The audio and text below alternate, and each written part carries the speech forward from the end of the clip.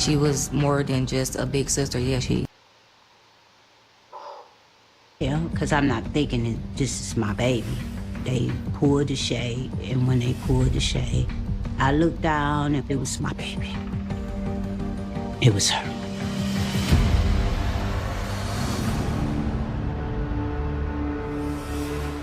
911, what's your emergency? I'm on 90 westbound under 41st Street, and there's a dead body laying on the berm. There was bruising and scrapes on the body and ligature marks around the neck. Another tip comes in. She lent her van to an ex. There was blood everywhere. We were very shocked because nobody knew him. So now, how? What happened? What up, all the seconds? He decided he would show her who's in control. I try to think about her last moments. That stuff haunts me.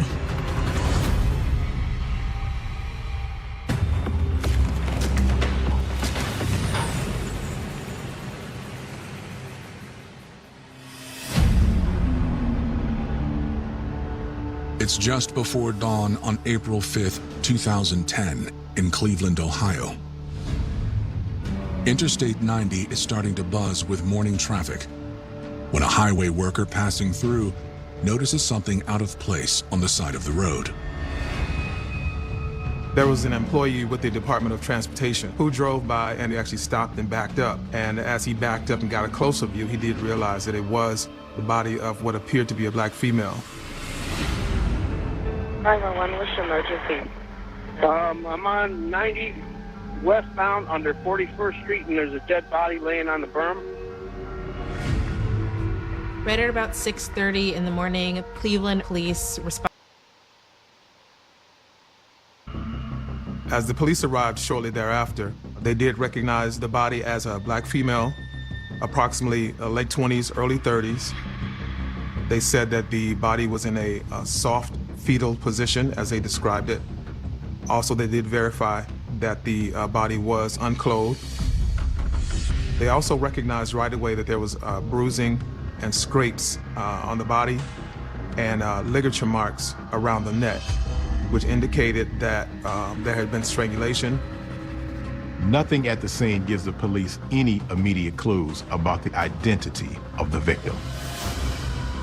For now, she is classified as a Jane Doe. Her body is taken to the Cuyahoga County Coroner's Office.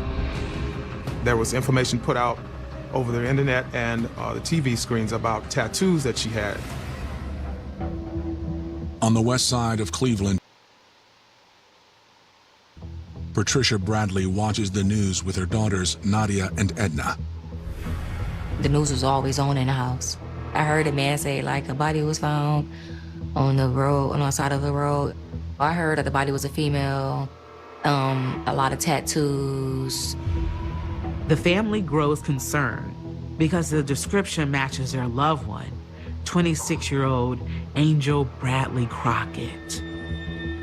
Angel hasn't answered her phone all day. I kept her 8-month-old that night, and her 2 oldest children went to the east side with my cousin, and they watched them for her. She was supposed to come back that morning to pick up the baby, like around the afternoon time. But Angel didn't come back. When it happened, it was abnormal that she wasn't answering her phone. She got kids. She would have never been away from her kids, never. The news reporter then releases additional details of the person found. She had tattoos everywhere. She had on her leg, the lower back, her legs. I seen that flash on the news, and I'm like, ain't no way. And I called the coroners. I was describing her. Do she have this tattoo, that tattoo?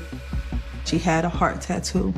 And then she had her kids on her ankle, and she had like a big tattoo up her arm. And then she had like a big tattoo on her back. And it was the one on her back, and they was like, you guys need to get down here. I prayed that it, because I believe in God. So I pray that this is not my child. At the coroner's office, Angel's mother confronts her worst fear. He took us back there, and they had this little room, and they had this big glass back there. I'll never forget it. Somebody said, "Are you ready?" And I was like, yeah, because I'm not thinking that this is my baby, you know. And they pulled the shade, and when they pulled the shade, I looked down, and when I looked down, I don't remember nothing else. All I remember is they carried me out, and I can remember them putting something up under my nose to wake me up, because I really passed out, and they woke me up. But it was my baby. It was her. Angel Lucretia Bradley was born on August 1st, 1983, in Cleveland, Ohio. In total, I have 12 beautiful kids. I was 22 when I had Angel, and Angel was my oldest daughter. When I first had Angel, you know, her dad was right there, and he just said, "That's my sugar bone." And ever since then, she was just happy. She wasn't a crybaby. She was a happy kid, and we all called her Sugar Bone. Angel is the second oldest. I'm the fourth. She was the mother figure out of the clique. So we'll play house. And her definition of playing house is making us clean the house. She was more than just a big sister. Yeah, she was a big sister, but she was that big sister. So she took care of me, clothed me, everything. She took care of me. Like a mother, like literally. Angel grew into a beautiful young woman with a unique style. If she step out, she's going to be dressed, she's going to have on her jewelry, and her hair is going to be done. That's the kind of person she was. Like, she's not stepping out the door without being put together. In 1999, while still in high school, Angel had to grow up fast. When she had her first daughter, I was 7. So she was young, she was 16. And I just remember her, I remember her coming home with her and everything, and she was just with us. At age 21, she gave birth to a second child. By then, Angel was more prepared to take on the responsibilities of motherhood. Her second baby, yeah, she grew up. She grew up a little bit. She was more family-oriented. Not that she wasn't family-oriented, but she didn't go out as much. She was more home, like she became more reserved. Then, in 2008, Angel met the man she would marry. When she met Johnny, it was like everything went fast. Like fast. One thing I liked about him, he never treated her kids like they weren't his. He stepped right into, I think he liked being a father and having a family, because I didn't think he had that. With him, like, I seen a different, like, side of her or whatever. Like, it was like it changed good. Angel and Johnny exchanged vows on August 8, 2008. 1 year later, they welcomed a son. She was in a beautiful relationship for the most part. From what I seen, you know, everything was beautiful. I mean, they had everything under the sun. At that point, from the outside looking in, it looked like she had a good life. But less than a year later, Angel's family makes a visit to the Cuyahoga County Coroner's Office that will change their lives forever. They did go to the morgue to identify the person that the police had in their custody. They did indeed realize it was Angel.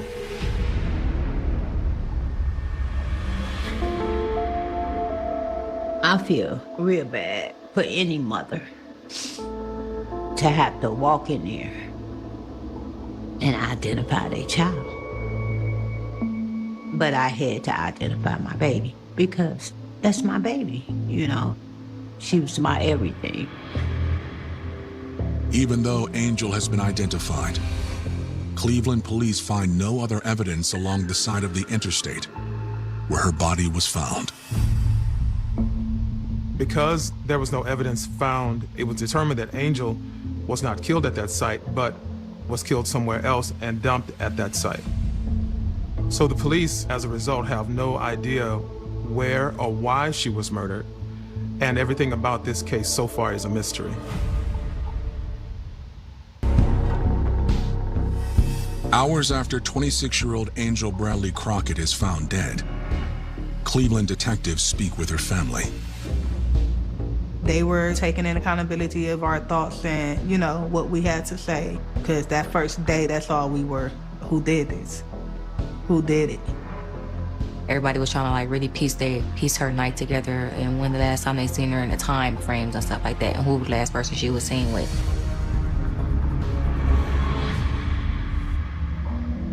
Family members say Angel spent the previous day with them. We had just came back from the IX Center amusement park. Everybody was getting ready to go out. It was Easter. So everybody was going out. She wanted to find a babysitter for the kids.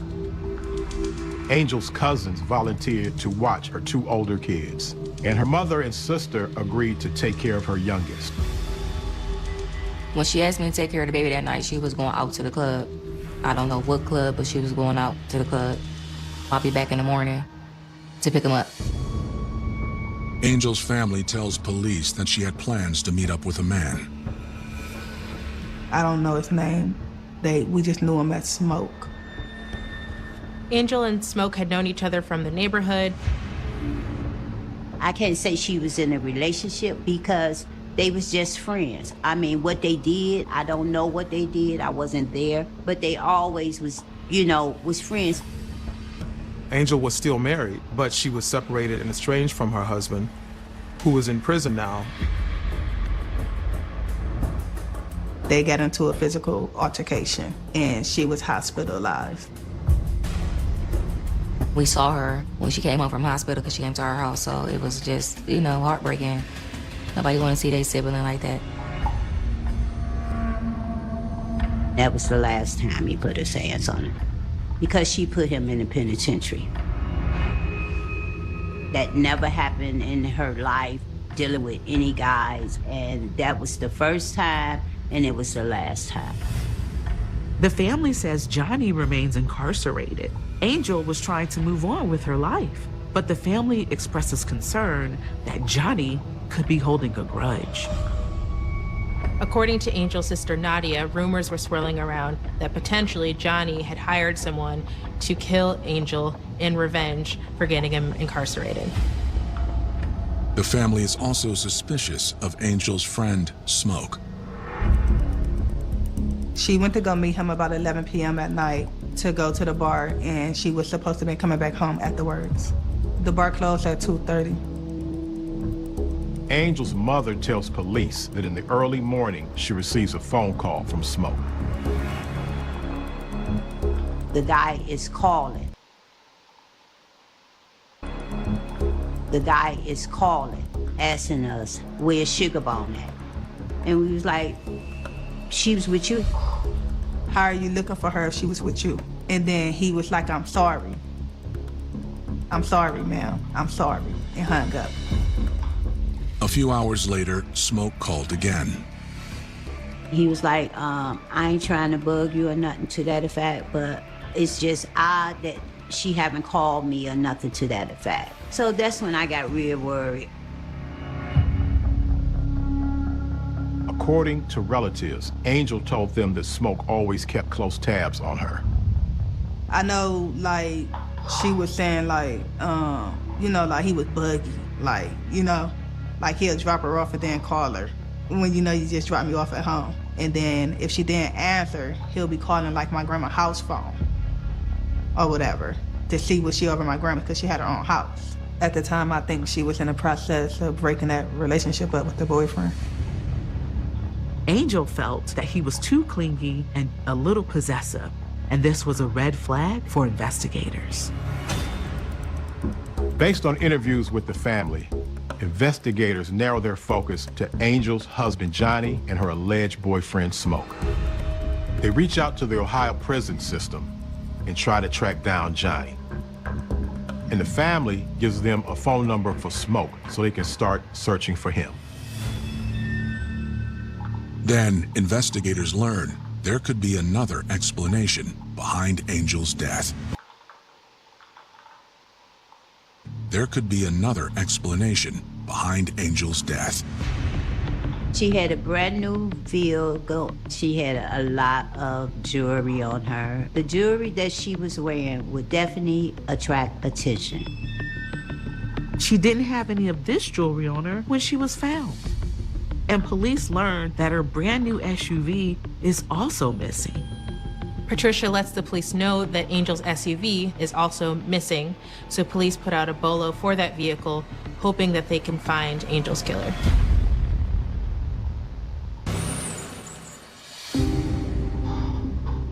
In the midst of that situation, everybody was taking care of the kids. We were all over my grandmother's house. So everybody was taking care of the kids.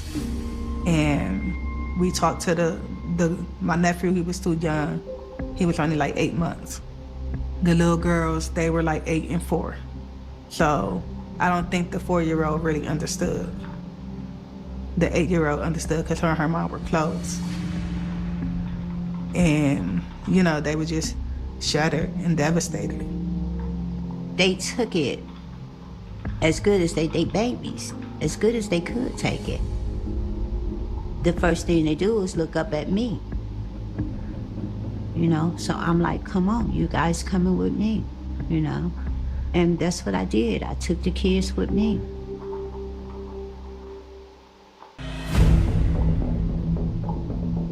Hours after Angel Bradley Crockett's body was discovered on the side of the interstate, Cleveland investigators meet with the Cuyahoga County medical examiner to learn her cause of death. It is determined by the medical examiner that the cause of death is strangulation and blunt force trauma to the head, trunk, and extremities. Angel was dead before she was placed on the roadside. Of course, they had suspected this was a homicide and had treated it as such, but now it's official. Cleveland police attempt to track down Smoke, the man Angel went out with on the night she died. They were able to get a phone number from one of his family members, and they tracked that phone number to an address on West 33rd Street.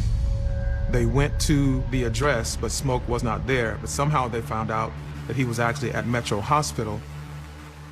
He was at the hospital because him and his baby mother had got into a physical altercation. That was the same night that Angel disappeared. According to Smoke, after Angel left the club, he got into an altercation with his ex-girlfriend. The situation ended up in a physical fight, which is how he ended up at the hospital. He appears to be visibly scratched.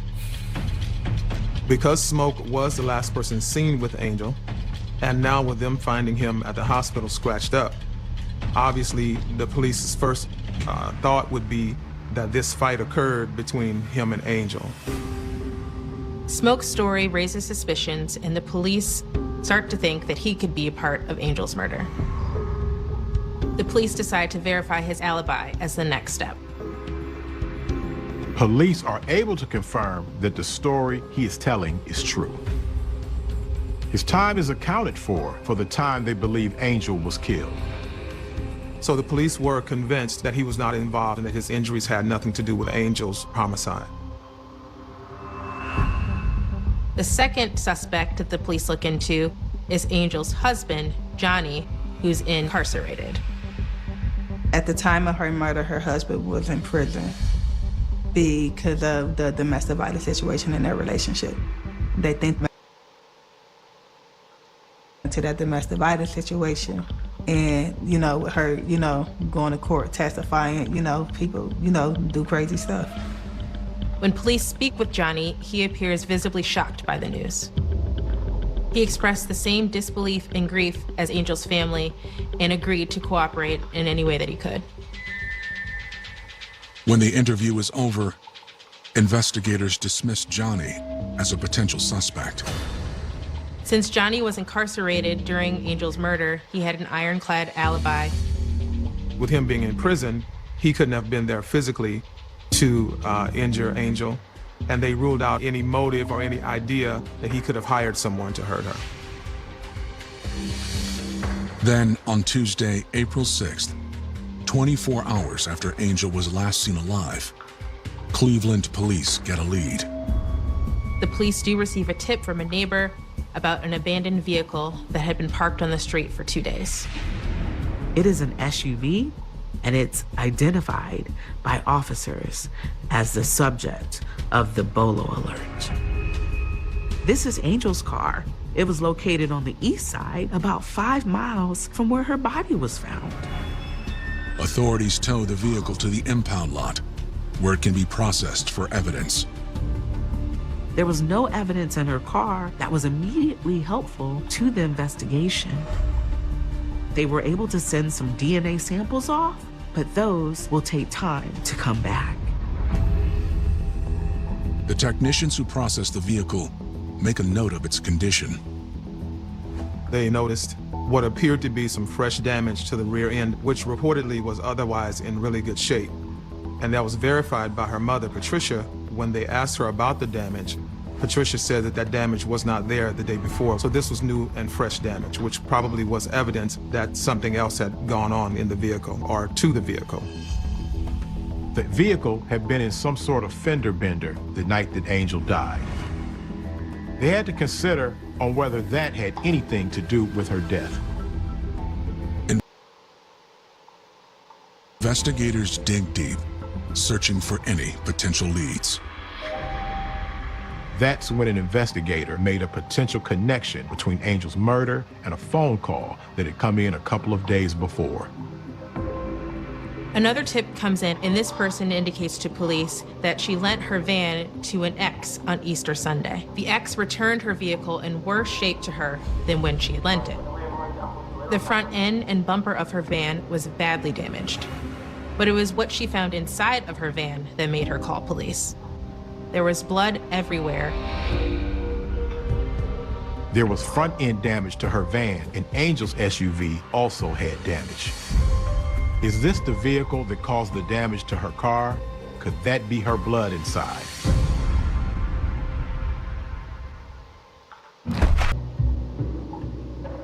Three days after Angel Bradley Crockett's murder, Cleveland police contact a woman who called in to say her boyfriend returned her borrowed van with damage to the front end and blood inside.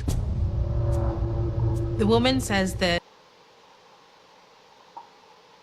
at about 10 p.m. When she asked Stefan Davis what had happened to the vehicle, he pretty much just shook his head and walked away from her with no explanation. For investigators, the timeline Stefan had the van is an immediate red flag. And he did not return the van until Monday, April 5th, around 7 a.m. The 9-hour window matches the time in which Angel was last seen and when her body was taken from the scene. They take a look at the van, which has already been towed to the impound lot. There was a strong odor of chemicals like bleach and cleaning products. CSI took samples of what is clearly blood and fast-tracked them to get identification. The police immediately try to locate Stefan Davis in their system. He has a long rap sheet. He had a violent past. He was convicted of murdering his aunt's boyfriend at 14 years old. He was convicted, found guilty, and was remanded to juvenile custody until he was 21 years old. When he was released, Stefan continued to stay on the wrong side of the law. After several guilty pleas, including a federal case involving conspiracy to trafficking cocaine, Davis was sentenced in 2004 to 50 months in prison. So at this point, knowing now his history, the police are very well convinced that he is capable of murder. But the police are still puzzled as to the connection between him and Angel. On Saturday, April 10th, the forensic testing from the blood in the van is complete. Results of the DNA test from the blood in the van come back positive. They are a match for the blood that was taken from Angel's body. Police do some follow-up. They find several eyewitnesses who saw Stefan driving the van the morning after the murder. On April 11th, 6 days after Angel's murder, they place Davis under arrest at his mother's home. The 30-year-old surrenders without incident. Stephan Davis is charged with aggravated murder. That same morning, investigators sit down with Stefan, hopeful for answers. But Stefan appears shocked to learn of the charge against him. My arrest for what in particular? Aggravated murder. Aggravated murder. Oh, you know Angel, brother? I've never seen her, never spoke to her. Then they tell him that they know that he was driving the van with Angel's blood in it. Okay, well, how does that link me to the murder? You were the last one with the van, but I wasn't the last one. Stephan said he dropped his ex off at work. Then he took her van back to her house where he left it. He then went home at 11:30 on Easter and spent the night with his son. The following thing, she called my phone, like, well, what's going on with my vehicle? I said, what is you talking about? She said, one of my kids are in trouble. There was some blood in my vehicle, etc., etc. Stefan says his ex told him her son was responsible. She told me, like, one of these boys are missing. He's the one to help us. Stefan says he went back to her house, but the young man wouldn't talk to him. When I say come talk to me, what the happened, tell me what's up, what's really going on, he wouldn't come downstairs. His ex then asked him to help them clean the van out. And Stephan says he refused, and then he left. I'm not about to put myself in those situations. I'm a single dad once I got custody of my son. I'm in college, everything is going great in my life. He is adamant he didn't do it, and that his ex is just trying to pin this on him. I don't know how they did it, when they did it, why they did it. Is she a loving wife? They were telling my mom, like, step by step about what was going on, what process, what evidence they did and did not have, and what was making sense and what's not making sense. Well, in the midst of all this, we just was really thinking that maybe it was just a random attack. We could sit and speculate and try to piece stuff together and play conspiracy theories, but I don't know. We were very shocked because nobody knew him, so now what happened? So we have a lot of questions, like what happened? Like, how did y'all come in contact with each other? How did y'all know each other? Because we didn't know him, never heard of him, never met him.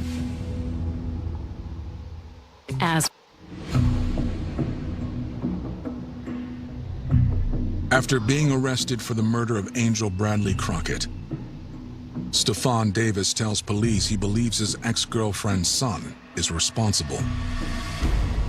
The police aren't buying this, though. They have witnesses who said they saw him driving the van the day after the murder. Stefan remains in custody. 2 days after his arrest, he sends word to detectives that he has more to say. I need to speak to you about my participation in this situation. Right. They think that he's about to confess, but instead, he said that he was helping his ex's son clean out the van. They said somebody was stabbed. One of their friends was stabbed in the car, and they helped me clean up because my mother's gonna be pissed. I'm like, cool, not a problem. Not a problem. And the only thing that you did was help clean the van. That's it. I guess we should just let you go then. They know that he's lying, but he will absolutely not budge. Tell us something different, because right now we arraigned. don't believe a word you're saying on most of this stuff. What am I supposed to say? The truth. I told you the truth. No, you didn't tell us the truth. Investigators really need more, but they're not getting it from Stephan. But they do end up getting it from someone else. Shortly thereafter, the police receive a call from an individual who states that they are Letitia Santos's cousin, and that she knows that Letitia Santos has been dating Stefan Davis. She believes that Letitia Santos has information about this murder. Her cousin said that Angel's SUV was found near her house, and Letitia leaves with her sometimes. The cousin reached out to Letitia after finding out that Angel's van was recovered 2 doors down, basically. She reached out to her cousin Letitia and said, "You have to let me know what's going on so I can help you." Letitia responded hysterically, "I don't know what he did, and I don't know why he would do this." Letitia said she was afraid of Stephen and frightened for her life. The cousin also told the police that she hasn't seen Letitia since Easter Day. She asked where Letitia was, but she won't give up her location.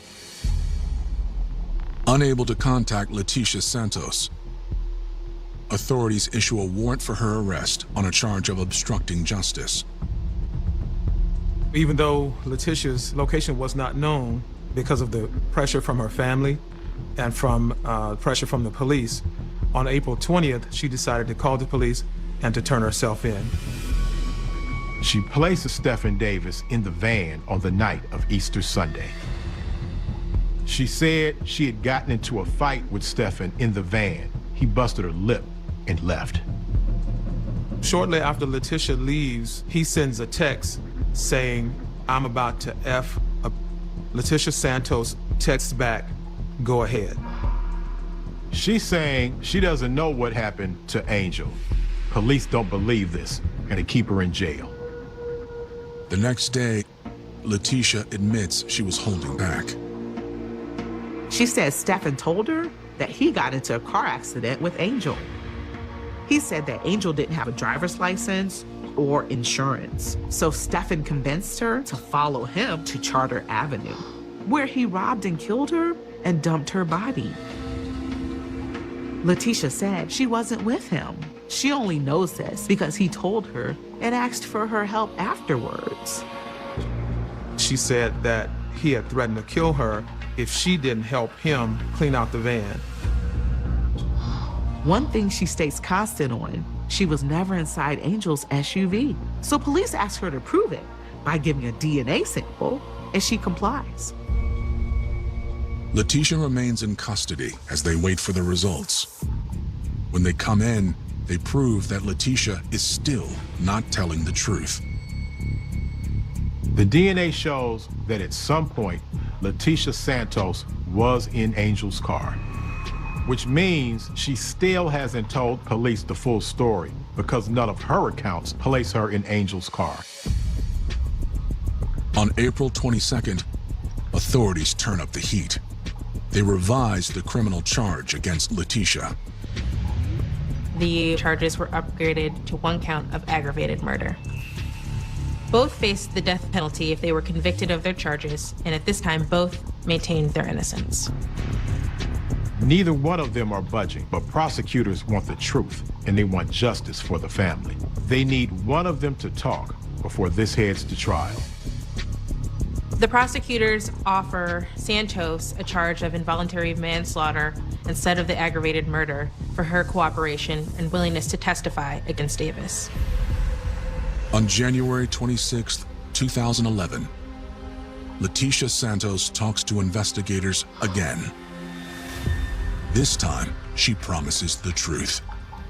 According to Letitia Santos, on April 4th of 2010, Davis borrows a van from his ex-girlfriend, picks up Letitia Santos, they go to a liquor store to buy alcohol, and are drinking in the van.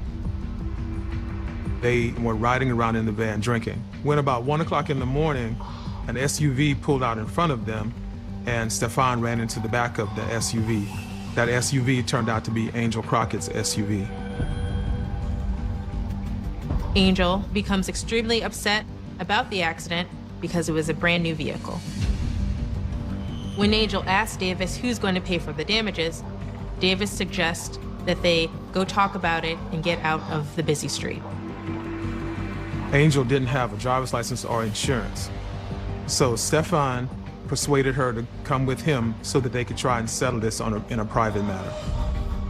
According to Santos, on the way to this area, Davis and Santos conspired to rob Angel. Stefan had noticed she was wearing a lot of jewelry, her nice truck, so he thought that she would have money. Stefan told Letitia, "We're gonna rob her." And according to Letitia's account, she said, "Why not?"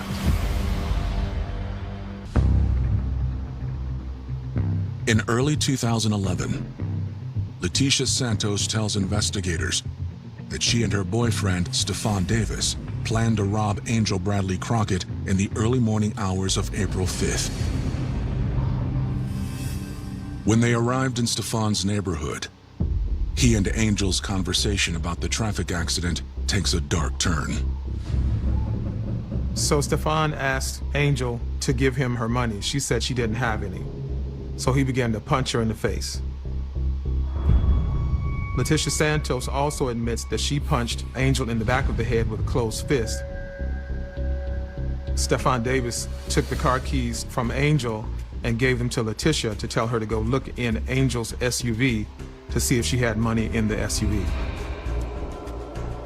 When Letitia returned to the van, the situation had escalated.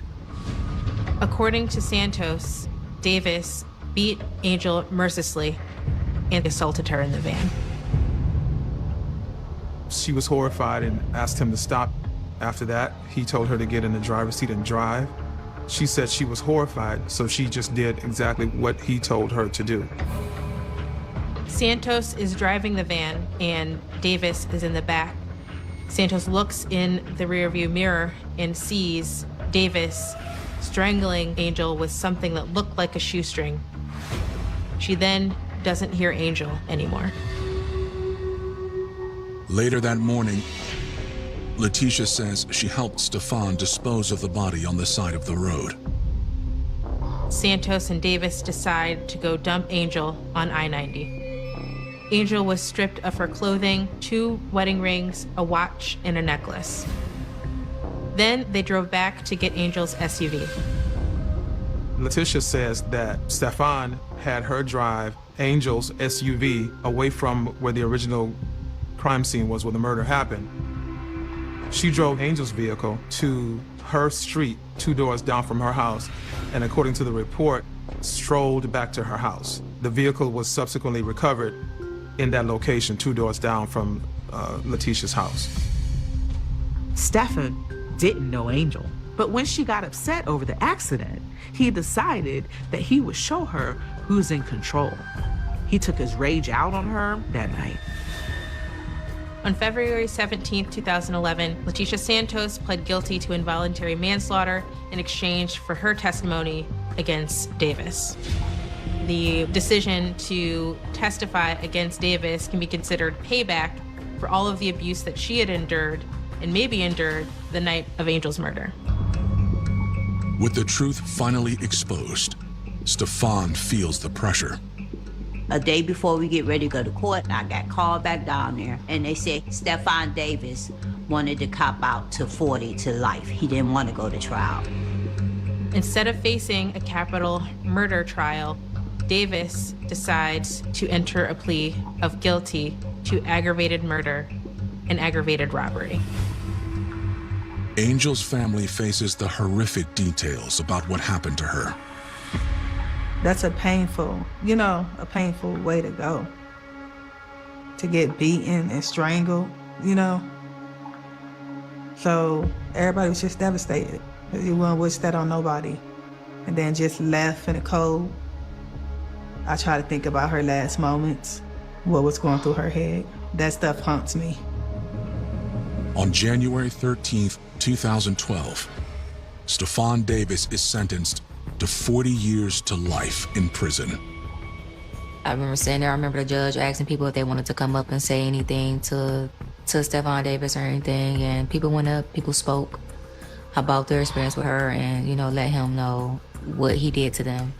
And I remember that he didn't show no remorse or anything. He just sat there and, yeah, it is what it is, real arrogantly, just, yep.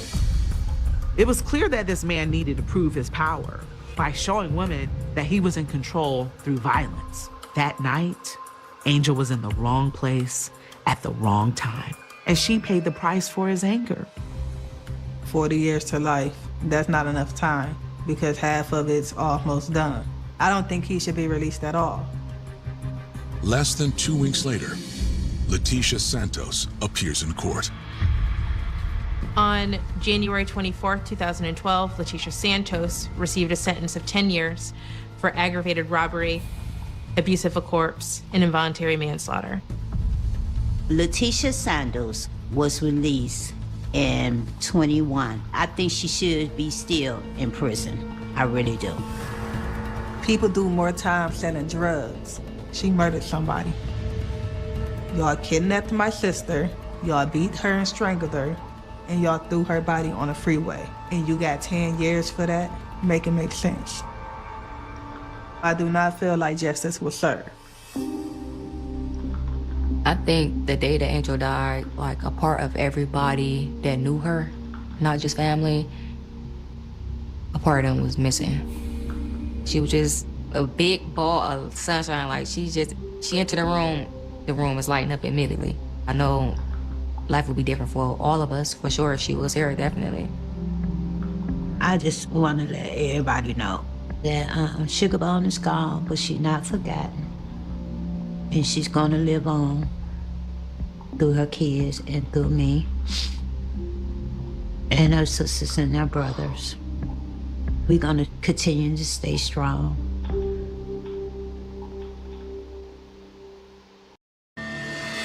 She was a loving single mother, working hard to get her life back on course. She was always the one that just bring light to any dark place. She loved her children. I know that she wanted them back. She really started hustling and made great progress towards her goals. How'd it go tonight? Honey, does this answer your question? However, fate had other plans. He sees a woman face down in a pool of blood. He tried to check to see if she was alive, but he did not find a pulse. That type of wound will cause somebody to bleed out immediately and die. The crime scene leaves more questions than answers. Police see what could look like some drug paraphernalia. People said that they were arguing for 3 hours and screaming like crazy.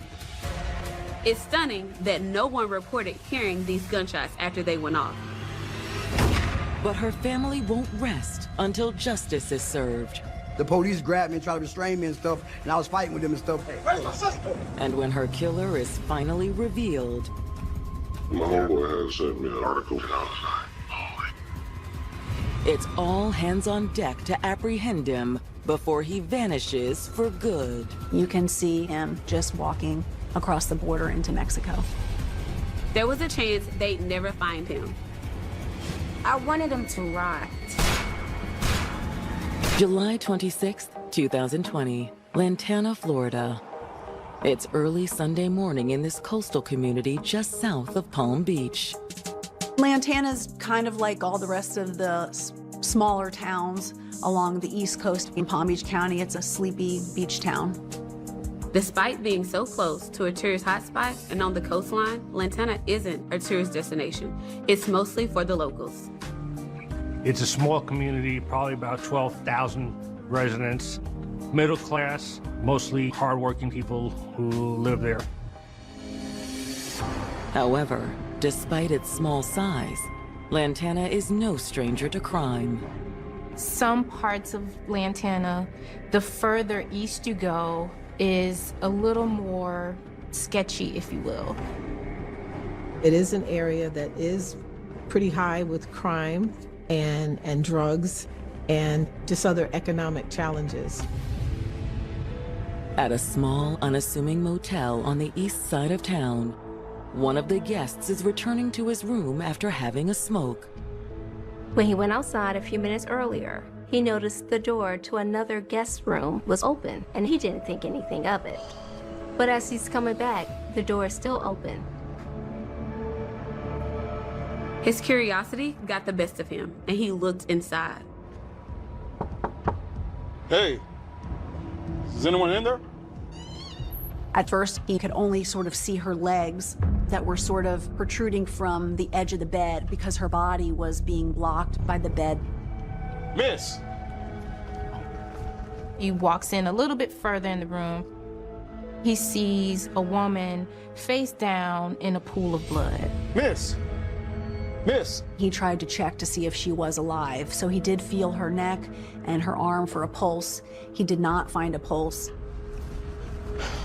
He immediately dials 911. Yeah, I think I just found a dead body. Within minutes, Lantana investigators are on the scene. Police are no stranger to this area. and even this motel. This is an area where a lot of crime takes place. They found the young woman laying on the floor, face down. Her hands were found above her head. And usually when someone is in that position, it would appear that they're trying to protect themselves from something happening. So it could tell the story that this young lady probably knew what was going to happen to her. It looks like we're dealing with a gunshot wound. She was struck one time in the neck, a through and through wound, and that type of wound will cause somebody to bleed out immediately and die. Because of the way she's positioned, police believe that she was most likely crouched behind the bed in fear when the shot went through the mattress and hit her. But who is she? They find a wallet on the bed. When they open the wallet, they find the ID. The ID belongs to 29-year-old Denicia Seward. Wherever Denicia Seward went, joy seemed to follow. She had a personality out of this world. My sister loved gymnastics, and she loves to dance. If any time somebody in the room was mad or whatever, she would know how to just make the whole energy change. That happy-go-lucky person, always the one that just bring light to any dark place. As one of 5 siblings, Denicia always cherished being surrounded by the people who loved her. I've got a big family, but we always was together until we got grown. We always had each other's back. But there was no one Denicia cherished more than her 4 kids. Denicia loved her children. She was the best mom. She was really loving and caring about me. She was a very good person. She was funny. However, being a single mom came with its fair share of challenges, and Denicia soon found herself struggling to keep up. She started struggling with drug addiction. She became overwhelmed by the financial responsibilities of raising 4 kids, and she had to make the difficult decision to let them live with their fathers while she got her finances in order. She loved her children and she wanted her children. She was really sad that she currently didn't have them, and I know that she wanted them back. Determined to make ends meet, Denicia got a job as an exotic dancer. She was down on her luck at this time, and she was living in a motel. She was trying to better her life and get back on her feet. She was like, I gotta provide my family, and that's what she did. That's what she did, so I respect it. Denicia also had a supportive boyfriend named Jason Miller that was with her every step of the way. How'd it go tonight? Honey, does this answer your question? They met at the club. He's like a kind of dude like he deals with girls like that, but he fell in like it until my sister. You are good at what you do, that's for sure. Thank you. Jason was known as a bit of a gentle giant. He's a big guy, but he's a teddy bear. And he treated Denicia and her family with the utmost respect. When they first met, he came to me like, look, man, I'm gonna take care of him. I know what people may say about me. I'm like, bro, just don't put your hands on my sister. I'm like, I don't care what you do. She's small, she gets big. Compared to you, she just don't put your hands on my sister. With Jason by her side, it seemed like only a matter of time before Denicia would turn her life around and get her kids back. She loved them, they were inseparable. But Denicia's dreams for a better future are shattered when she's discovered shot to death inside a seedy motel on Lantana's east side. When the Lantana Police Department began the task of processing the scene, they found evidence throughout the room that there was obviously a party, there was alcohol, there were empty drink containers. They also see what could look like some drug paraphernalia. Detectives can't help but wonder, was Denicia's murder the result of a drug deal gone wrong? 29-year-old Denicia Seward was a single mother of 4 who had recently fallen on hard times. She loved all her kids and would do anything for them. She always came around when I needed her. She was really sad that she currently didn't have them, and she wanted them back. She decided she would do whatever it took to make that happen. So she really started hustling and made great progress towards her goals. And with her boyfriend, Jason Miller, by her side, things were looking up. She loved them. They were inseparable. I can't lie. Like, that was the most happy I've ever seen her. But in the early morning hours of July 26th, Denicia has been found brutally murdered in a motel room in Lantana, Florida. So now they have to figure out who did this to her. In the room, detectives see what could look like some drug paraphernalia. Detectives can't help but wonder, was Denicia's murder the result of a drug deal gone wrong? When detectives continue to examine the room, they locate 6 shell casings sprawled across the floor. It's clear the shot that hit Denicia wasn't the only shot fired that night. The shell casings match each other. They were all shot from the same firearm. It was determined that the firearm that was used was a Glock 40, which is a powerful weapon used by the military and most police agencies. It's stunning that no one reported hearing these gunshots after they went off. But unfortunately, the sound of gunshots is pretty typical in this area. A lot of times, people just don't want to get involved. Further complicating things, motel management isn't on site. Still no answer. There's not a manager or motel employee detectives can easily speak with to get surveillance footage or more information. As Lantana police continue trying to get a hold of someone that works at the motel, detectives get whatever limited information they can out of the other motel guests. Some guests admitted they heard arguing coming from Denicia's room. I heard arguing around 2:30 a.m. The guests say it sounded like a male voice. People said they were arguing for 3 hours and screaming like crazy. You see what he looked like? No. Detectives believe that whoever Denicia was arguing with that night must be the person who killed her. Meanwhile, news of Denicia's passing spreads throughout the community. There were lots of people that were posting on social media what they thought was happening at the motel. So her family and friends started to show up at the motel. I was one of the first ones called, and I even thought it was real. When I had pulled up on the scene, the police grabbed me and tried to restrain me and stuff, and I was fighting with them and stuff. No, my sister's in here. Sorry for your loss. All right, just break it down a little bit, all right? Once investigators are able to calm Brian down, they try to see if he has any information that could aid in the investigation. Do you have any idea who could have done this? No, I have no idea. I just got out of prison. I had just came home from prison. I never seen her a day alive after I got out. So no boyfriends or anything that we need to look into? No.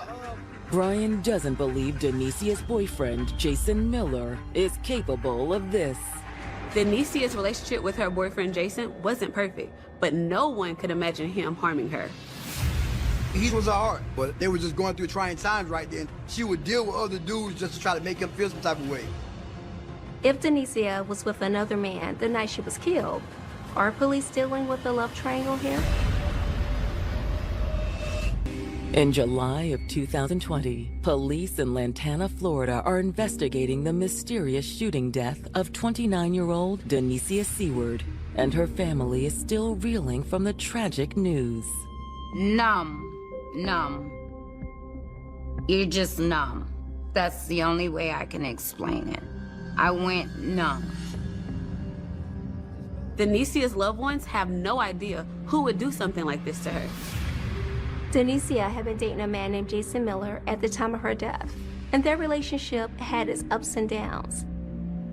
But Denicia's brother insists Jason would never do anything to harm her. He would never do nothing like this. She would deal with other dudes just to try to make him feel some type of way, but he was her heart. Upon learning Denicia may have been seeing other men in addition to Jason, detectives must consider a new possibility. If Denicia was with another man the night she was killed, are police dealing with a love triangle here? And when's the last time you had contact with Jason? 3 days ago. Jason actually called Denicia's brother looking for her 3 days earlier. He had asked me, can I find her? But she had called me like in the midst of them a couple hours now. She was like, oh, don't tell him where I'm at. Just then, the man himself arrives on the scene.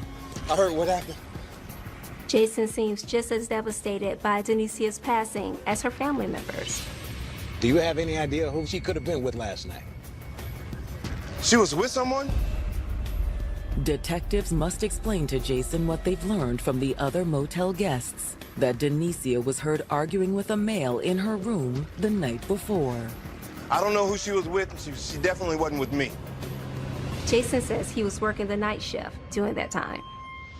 We had a number and name to your employer so that we can call and clear you. It's typical procedural things, okay? Sure.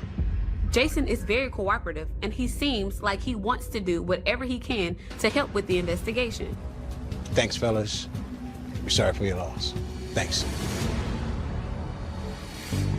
But as detectives prepare to head back to the station to continue their investigation, they're stopped by another witness. Denicia's friend, Izzy, comes on the scene. She's extremely emotional because who would expect something like this to happen to their friend? Is it true? Is Denicia gone? Izzy tells investigators that she was actually with Denicia in her motel room last night. Cheers, man. So that night before Denicia's demise, you have Denicia, Izzy, and two other friends, and they are socializing in the room. They're doing what young people do. They're partying with each other. One of the guys was our friend Jamie, and the other guy was someone I never met. I think his name was Andre. Yo, D, give me another drink. Can you get it yourself? Izzy could suspect that there was some sort of tension between Andre and Denicia. Sit still. Girl, he just in a mood. You know, you want to refill? Sure. But what about the drug paraphernalia found in the room? Izzy says they didn't do any drugs that night, but admits Denicia struggled with drug addiction. After a few hours of drinking, we were getting tired. So I asked Jamie to drive me home. Hey. What's going on? Can you take me home? Sure. Sometime fairly late or into the early morning hours, they both left together. The only person left in the room with Denicia was this guy that Izzy only knows as Andre. Later that day, detectives finally get their hands on the surveillance footage from the motel, and it confirms Izzy's account. Around 9:34 p.m., they can see Denicia and a man they believe to be Andre arriving at the motel. A few minutes later, Jamie shows up, and then Izzy arrives pretty soon after that. Just before 3 a.m., Izzy and Jamie leave together, just like she described to the investigators. There's no more activity until 3:35 a.m. when detectives can see Andre leaving the motel. When Andre leaves, the door to the motel room is left ajar. And no one else enters the motel room until 7:30 a.m. the following morning, when the other motel guest discovers Denicia's body. For detectives, this can only mean one thing. This Andre guy is their killer. Florida detectives investigating the murder of 29-year-old Denicia Seward have just gotten their first big break in the case after obtaining surveillance video from the motel where she was killed. They can see a man they only know as Andre leave the room shortly before her body was found. He then goes into a dark-colored sedan and drives off. When detectives run the plates on the vehicle, it comes back to 28-year-old Andre Ramirez. At this point, they're certain Andre is their killer. But surprisingly, Andre's background is completely clean. Mr. Ramirez did not have a prior criminal history. So what led him to kill Denicia? Police need to track down Andre Ramirez immediately. there are still so many questions in this case. Unfortunately, though, tracking down Andre is no easy task. He's not at any of his last known addresses, and his phone is going straight to voicemail. So they put out a bolo. Next, detectives try contacting those closest to Andre. The police reach out to his father because they know that if you're on the run, you usually need somebody's help in order to help you financially, or just usually you keep in touch with your family. The detectives point blank tell him that his son is potentially linked to a murder case. While Andre's father is shocked by the news, he responds with complete cooperation. However, his father had said that he didn't know where his son was, and he hadn't spoken with him since the homicide happened. But he did tell investigators that if he heard from his son, he would call them ASAP. With still no leads on Andre's whereabouts, detectives sit down with another friend of Denicia's, Jamie Baker. Thanks for coming in to talk with us, Jamie. Of course. Jamie was also there the night Denicia was killed. And he knows more about Denicia's relationship with Andre Ramirez than Izzy does. We go way back. He actually went to middle school with both of them, so they sort of grew up together. Jamie says that Denicia and Andre had recently rekindled a friendship, but soon that friendship became something more. They were kind of on and off again, and there was no indication that they were in any sort of committed or serious relationship with one another. Denicia's true commitment was to Jason. So Izzy mentioned that Andre seemed to be upset that night you all were hanging out. Do you have any idea what he was upset about? Was he jealous of Jason? Nah. I don't even think he knew about Jason. He suggests one of the problems in the relationship might have been Andre's issues with Denicia's job as an exotic dancer. He tells the detectives that Andre confided in him about his issues and concerns with Denicia. Andre started to get a little insecure because she was a very beautiful woman and because of her profession. So there was room for jealousy, there was room for mistrust. But was that enough motive for murder? To the detectives, it still feels like something is missing here. Meanwhile, on the other side of town, Andre's father receives an unexpected call from his son. Hello? Hey, Dad. Andre? Son, where are you? The police are looking for you. He asked where Andre was, but Andre would not tell him where he was located. Andre did acknowledge to his father that he felt that he had failed his family, he had failed himself. His father is asking him to turn himself in, but he's fleeing. Listen, you've got to come back. Okay. I think this is just a big misunderstanding. I'm sorry I let you down, Dad. I've got to go. Hello? Andre's father immediately informs police about the phone call. To detectives, the phone call is a clear admission of guilt. It doesn't sound like he has any plans of coming back and facing the consequences. He's now on the run. But the number Andre called from gives detectives a clue to his current whereabouts. Andre's father says he didn't recognize the number that Andre called him from. It wasn't his main cell phone number. I think it was a 404 number in Georgia. So police officers speculate that he had to have got a phone, such as a track phone or a burner phone, in Georgia. Could Andre still be there now? It's possible he's hiding out somewhere in Georgia, but it's also possible he had just picked up this burner phone when he was passing through Georgia to his next destination.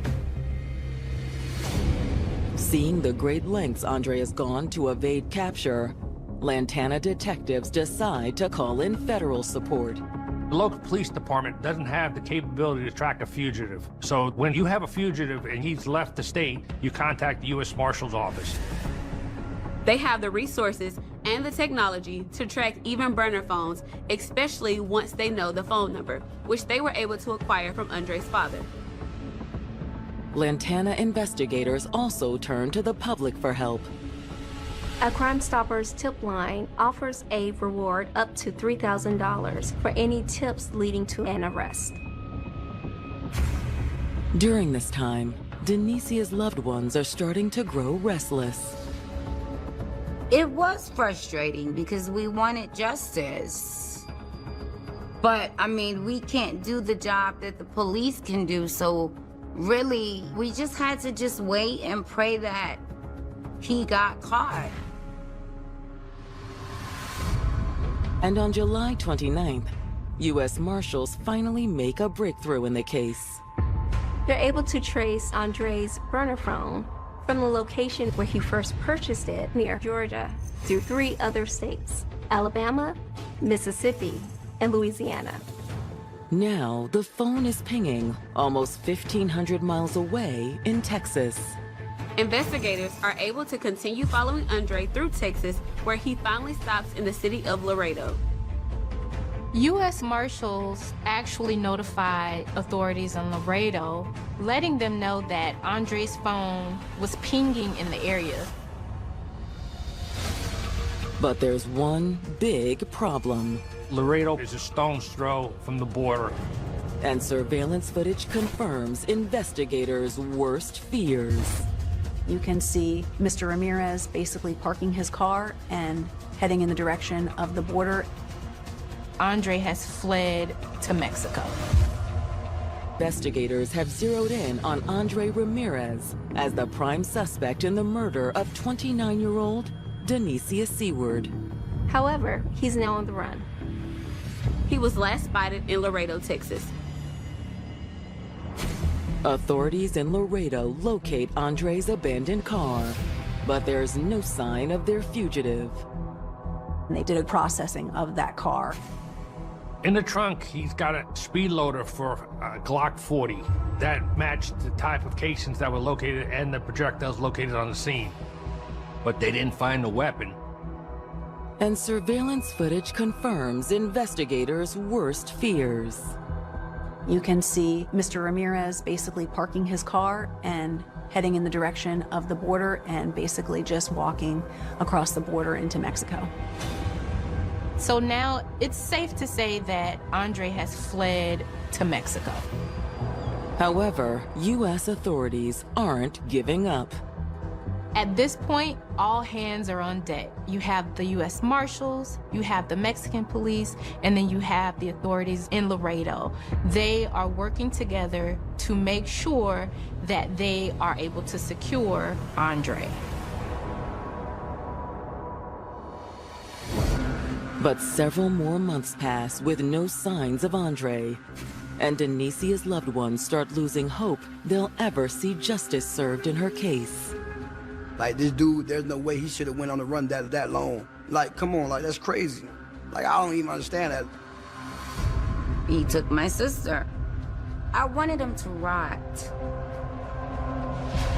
With pressure mounting, Lantana detectives press on and continue building their case. In early August, Lantana police get a call from one of Andre's friends. He believes Andre stole a gun from him, and that was a gun used to kill Denicia. All right, can you walk me through from when the last time you saw it and all the way through? We went out to like shooting. It was on a Friday. He and Andre had gone target shooting 2 weeks or so before the murder. After they were done at the shooting range, Andre asked to borrow his gun for a while. Okay. What kind of gun was it? It was a Glock 40-22. And the gun was never returned.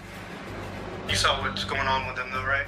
Yeah, my homeboy had sent me an article and I was like, oh, wait. So after he realized that Miss Seward was killed, that Andre Ramirez was missing, and that he was nowhere to be found, this friend then contacted law enforcement because he was concerned that this gun, if it did show up, it would come back registered to him, and he didn't want to be on the hook for this homicide. But unfortunately, Andre's friend has no idea where he is now. He hadn't spoken to him since that day at the shooting range. However, When detectives get their hands on the cell phone records from Andre's main device, they finally start to get more answers on the motive in this crime. Like Jamie described, Denicia and Andre appear to have had a very on and off relationship. Things really started to become sticky between them, and it kind of escalates into this tense relationship. It didn't help the situation when the couple's romantic relationship evolved into a working relationship. In addition to being an exotic dancer, Denicia started working as an escort with the help of Andre. We're going to be making money like you've never seen before. Detectives found ads outlining Denicia's services on several platforms paid for by Andre. He would also pay for her motel rooms and food while she was escorting. These escorts, I mean, in Florida, they make quite a bit of money. So he was making money off her. What he did is he took a percentage of what she was doing. He'd get a motel room, and she could make up to $500 to $1,000 a night, depending on what the client was paying. But through the text messages, it appears that Denicia eventually became uncomfortable with this setup. In the text messages, detectives are able to see the distress that Denicia was in because she was constantly telling Andre about the things that she did not like in their relationship. How'd it go? Fine. Let me see. She felt that she was being mistreated or maybe even used. It does seem that she had expectations of him to be her protector, that she believed that there was more to the relationship than perhaps him helping profit from her body, which, looks like what happened here. Andre, I don't want to do this anymore. What? Andre still tried to maintain control through saying, different things to kind of appeal to her heartstrings. Baby, let's think about this for a second. Don't you want your kids back? Yeah, but... Baby, we're so close. Just look at this cash. This is what you often see in an abusive relationship. Not all abuse is physical. And this sounded like this was more so about dominance and control. Got another guy coming the next few hours.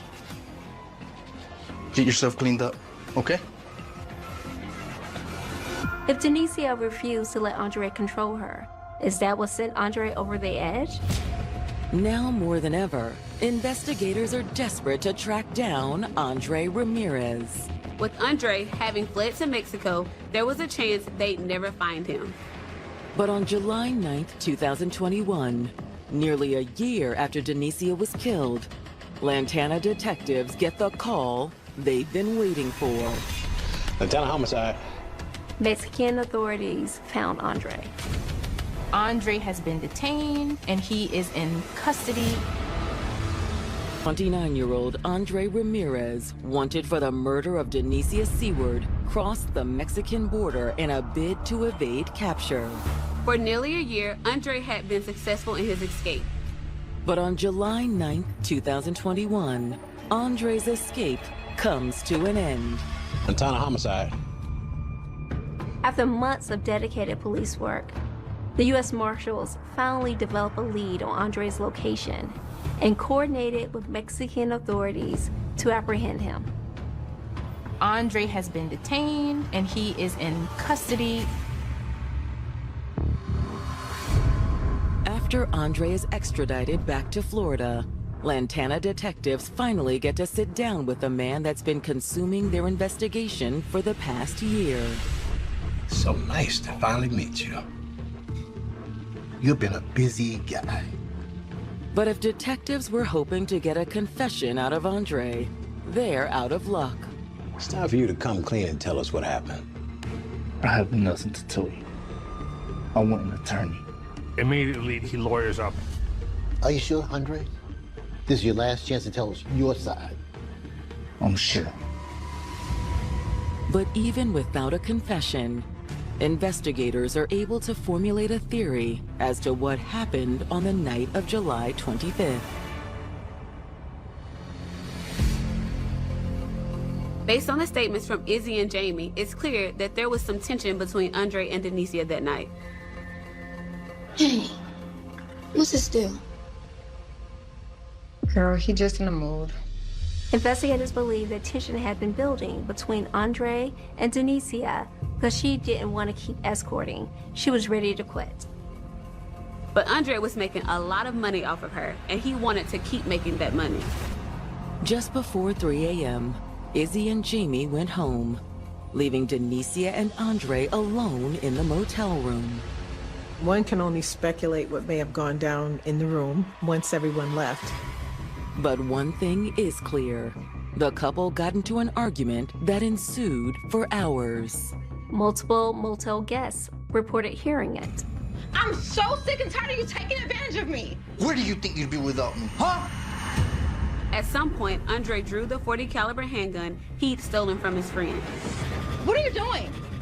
Put that away. Once Denicia realized what was about to happen, she ducked behind the bed for cover. But it was too late. Andre sprayed the room with bullets, one of which went through the mattress and hit Denicia. God. After she was dead, he probably started to panic. He left the motel and started planning his escape, which eventually led him to Mexico. He didn't just drive home, he just drove and drove and drove until he ended up driving all the way to Texas and then fleeing to Mexico.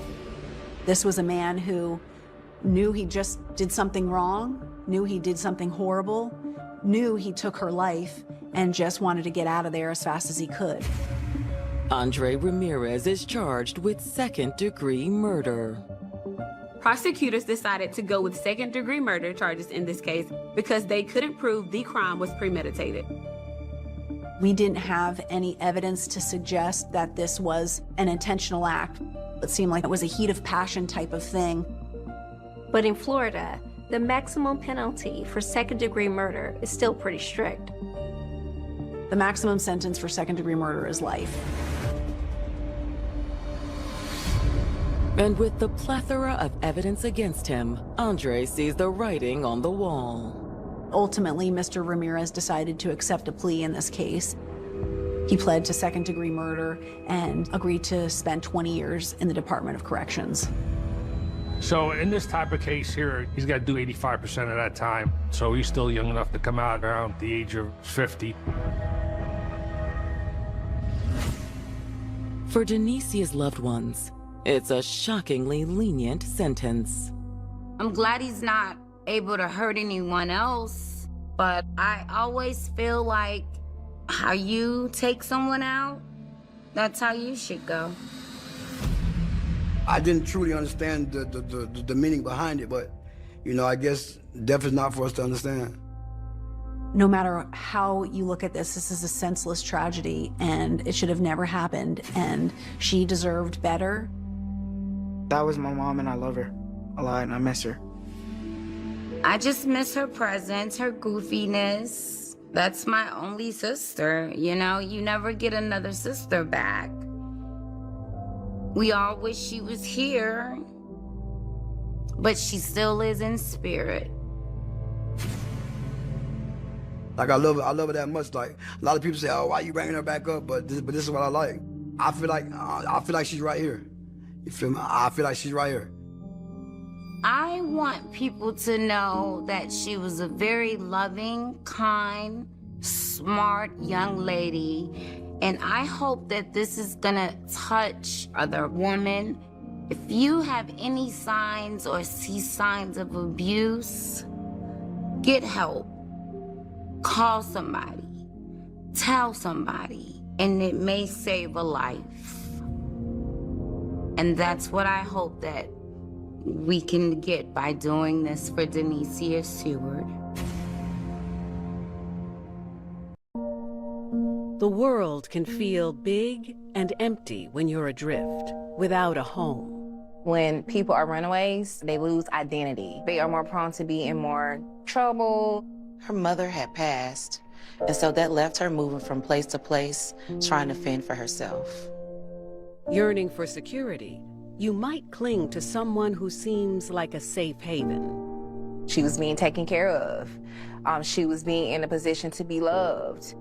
She believed that this was a guy who would look out for her, maybe better than she's been looked after before in the past. But what at first might feel like a secure nest can soon turn into a terrifying cage. He began to manipulate and control her, beating her to make her feel insignificant. He twisted her mind and twisted her behavior in order to feed his drug habit. She was tied to this man. Anything he said, she did it. Leaving you more lost than before, with nothing but destruction in your wake.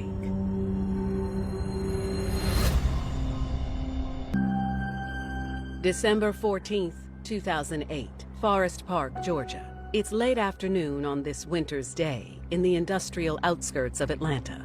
Despite the crime in the area, the Regal Park Apartments stand out as a nice, well-maintained complex. So it's a bit unusual when a 911 call comes in from a ground floor resident at 3:30 p.m.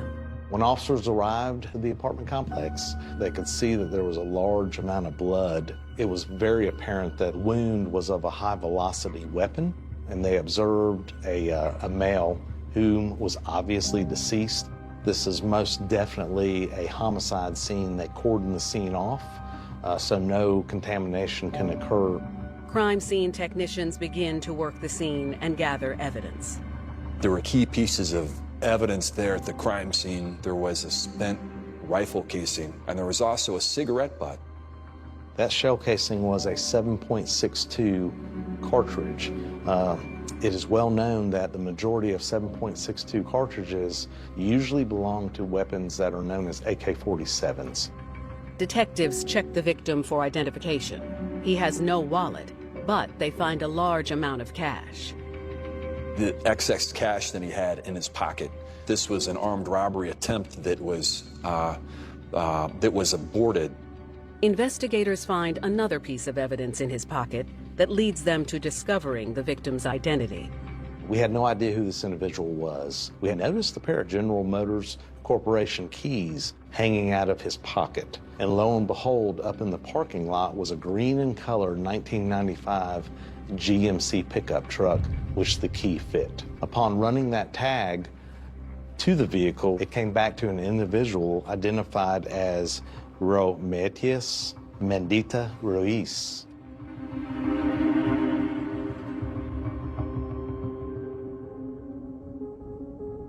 At 33 years old, J. Remedios Mendieta Ruiz was a hard-working family man who was trying to make a better future for his wife and 3 children. Mr. Ruiz, he was a legal citizen here. He was working, trying to live the American dream. He had his wife in Mexico, and their kids. And so he was just looking just to build a solid foundation over here in the United States to be able to support them. He lived with his older brother, Victor, whom he was very close to. They shared a 3-bedroom home in a very quiet, single-family neighborhood. He was a hard-working family man that wanted to help provide for his family. He was a landscaper. He worked honestly and hard, and there was no indication at all that the victim was involved in any type of activity which was nefarious or criminal in nature whatsoever. Detectives begin to canvass the apartment complex immediately to find potential witnesses to the shooting. The community came out from their apartments because they were curious of all the police activity. They had seen an individual in the area on foot. They stated that he was darker in complexion and that he was about 6 foot tall. They observed this individual just hanging outside, pacing back and forth, acting nervously, and that he was smoking cigarettes.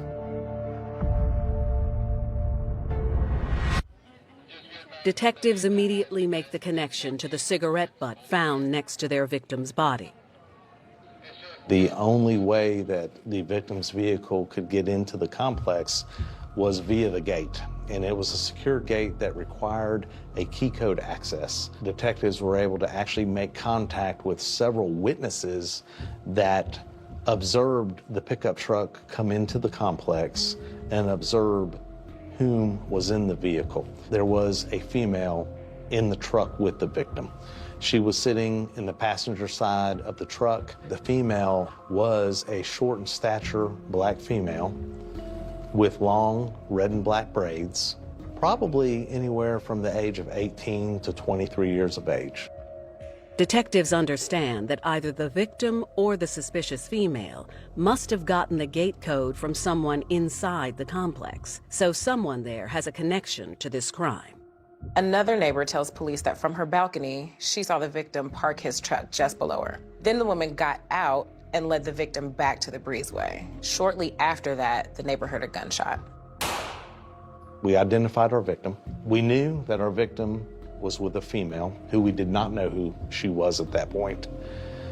And we also knew that we had a suspicious male that had been seen literally right in the area of this crime just prior to the shooting taking place. There's no further leads from the neighbors, and none know the identity of the suspicious male or the suspicious female. So investigators shift their focus and take a closer look at their victim. Detectives go to speak with Mr. Ruiz's family.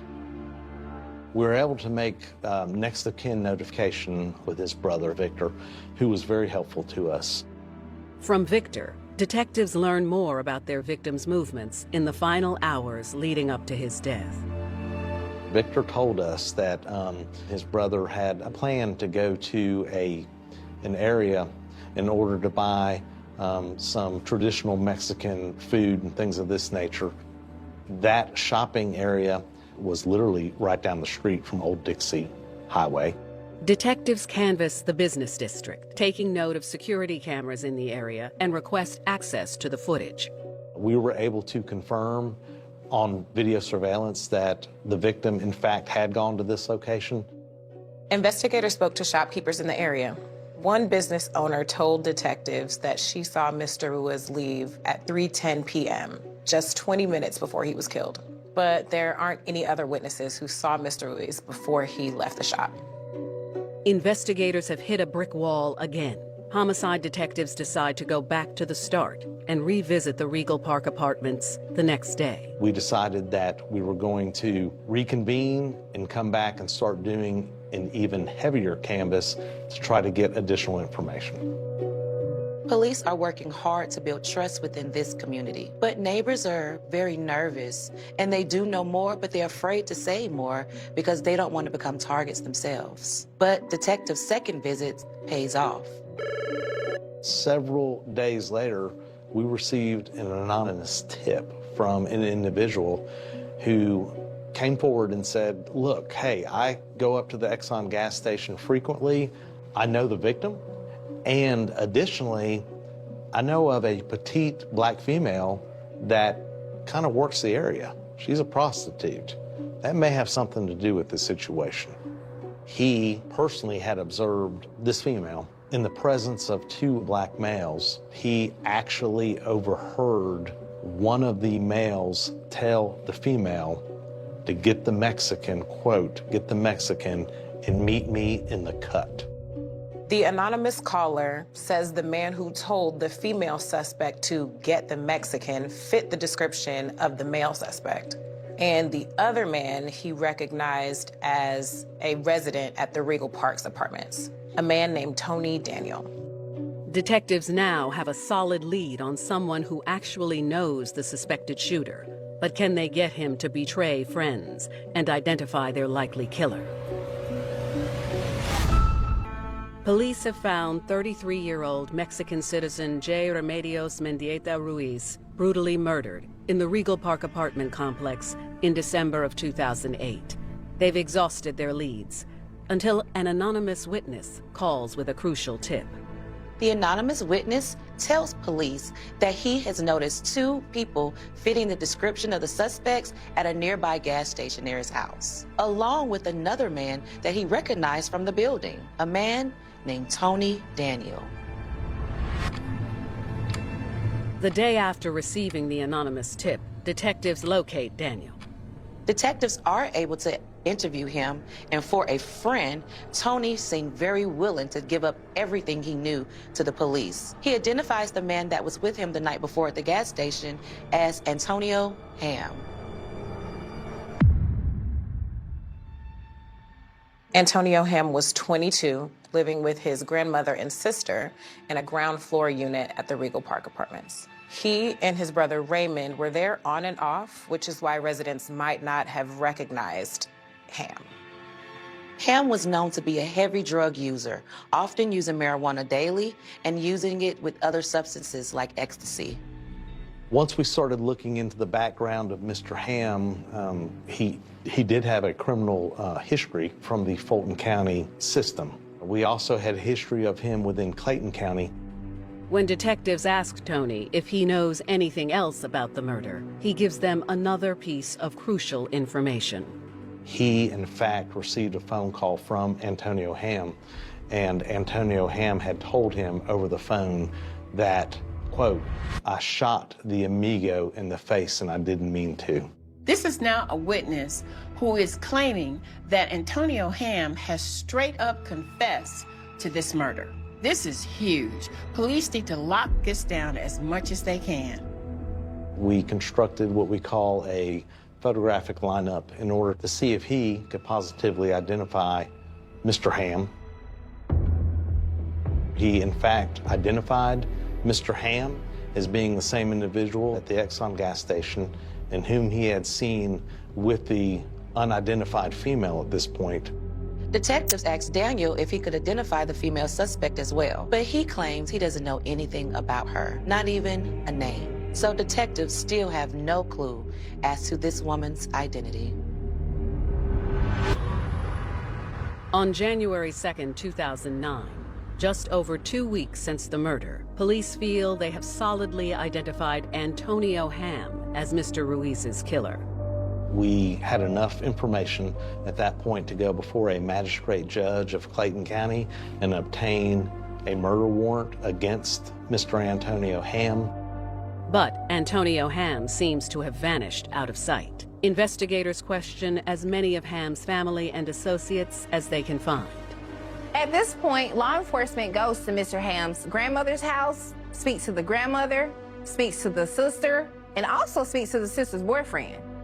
Antonio's sister and her boyfriend are saying that they were not at the apartment the afternoon of the shooting. And they're stating that they have no idea whether Antonio was involved. But they tell detectives that he asked them for a ride later on that day. The boyfriend tells police that hours after the shooting occurred, he dropped a woman and Ham at his house before crashing in his bedroom. They later left, and he doesn't know where they went. 2 weeks after the arrest warrant has been issued, police also tracked down Antonio's brother, Raymond. Raymond Ham was cooperative, and he was attempting to help the police try to take his brother into custody to do the right thing. Raymond makes it very clear that he and his brother are on very different paths. He says his brother Antonio Ham is into very dark stuff. One of the biggest pieces of information that Raymond Ham gave the police was that Antonio had actually been seeing a female whom he described as being petite, also had black and red braids, and she went by the name of Bree. That was a major breaking point in this case for us to identify whom the female was.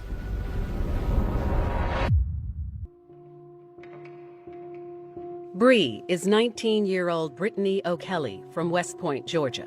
Brittany is a petite young woman, just 4'9". Her mother had passed away just 6 years earlier, and she had also lost some other close family members too. So she likely ended up in the system and then ran away. She had been on her own for quite a while, bouncing from place to place, just trying to fend for herself and finding ways to make money. She ended up staying with a friend in Atlanta who knew Mr. Ham. And soon after, they began a romantic relationship. She saw she was being taken care of. She was being in a position to be loved. Because as a runaway, it was a lot of feelings and emotions she may have had that contributed to her being open to being loved. But Brittany's relationship with Antonio turned dark quickly. Once he got comfortable in the relationship with Brittany, he began to manipulate and control her with domestic violence of yelling, screaming, beating her to make her feel insignificant, to continue to control her in the ways that he would like. Antonio Ham identified Brittany as a young, attractive woman that he could manipulate into prostitution for his own personal gain. He began to push her out on the street to sell sex for money. Antonio Ham had been running basically tricks out of that Regal Park apartment complex. He had had a scheme where he was attempting to lure Hispanic gentlemen in particular to isolated areas of that apartment complex where he suspected that they'd be carrying a lot of cash. He suspected they'd be easy targets. Brittany was invested emotionally, physically. She was tied to this man. Anything he said, she did it.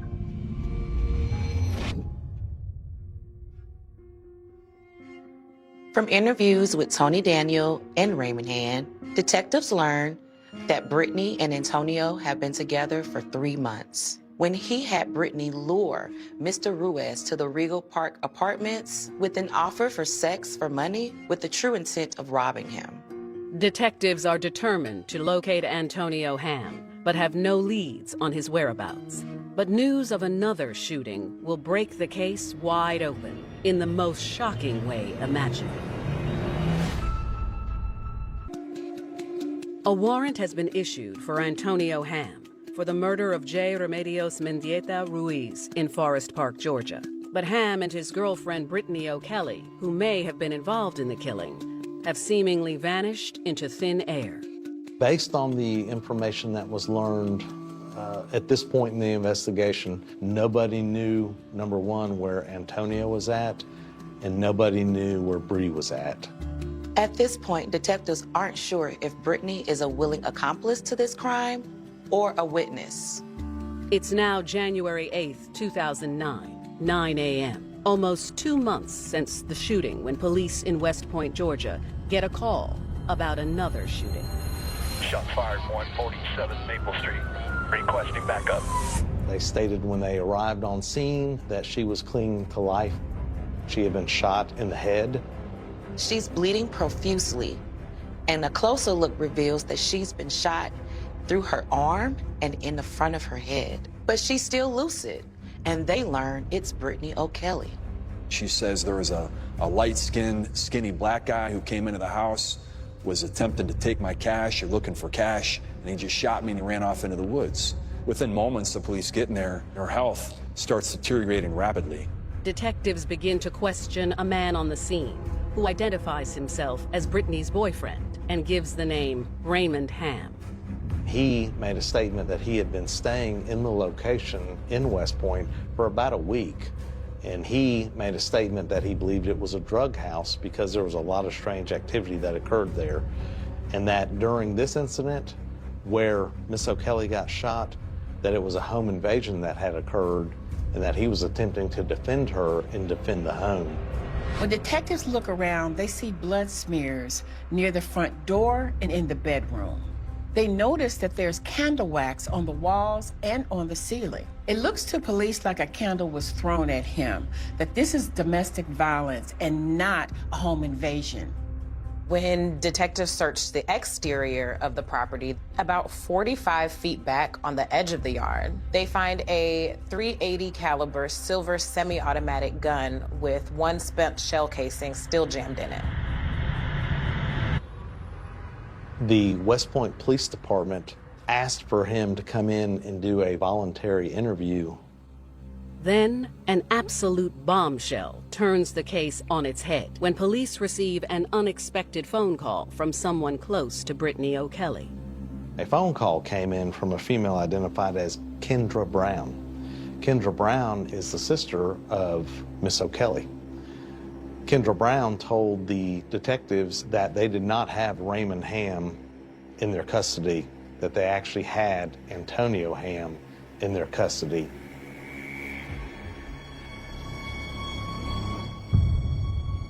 On February 8, 2009, Antonio Ham is formally arrested and charged with the first-degree murder of J. Remedios Mendieta Ruiz. Ham is also charged with aggravated assault and other relevant charges related to the shooting of Brittany O'Kelly.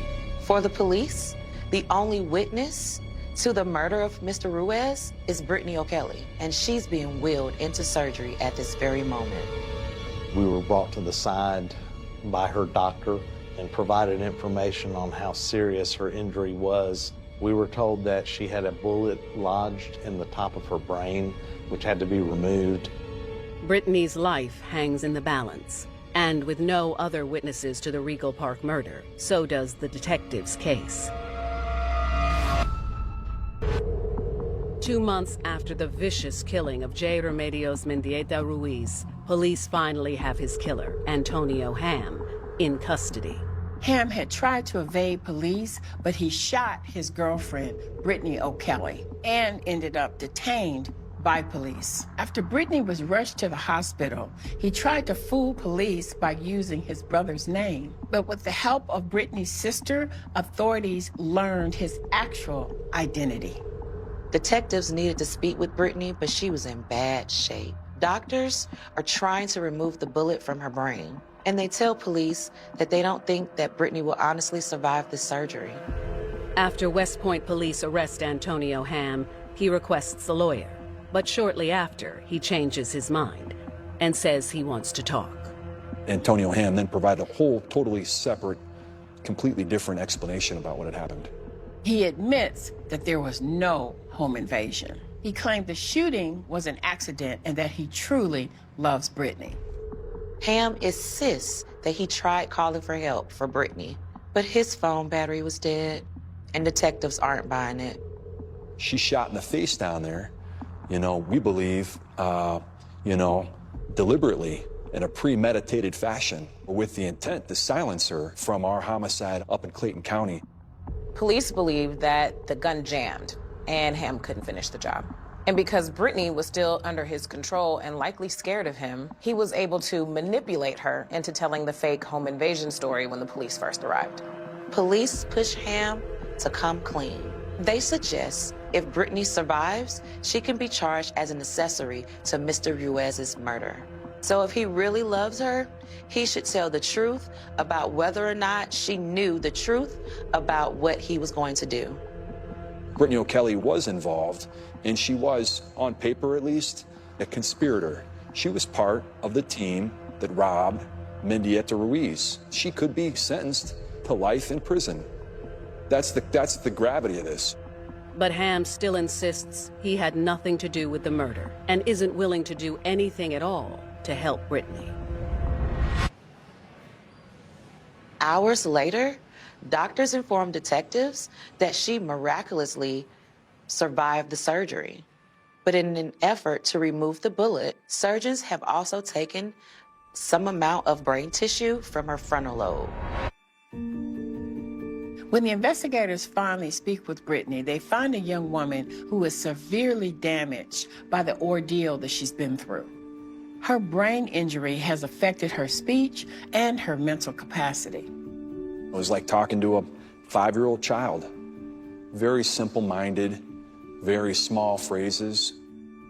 With a debilitating injury, can Brittany remember what happened? And will she ever be able to tell her side of the story? They don't know if she'll ever be able to talk about everything she's been through or what happened the night Mr. Ruiz was killed. She has spotty memories.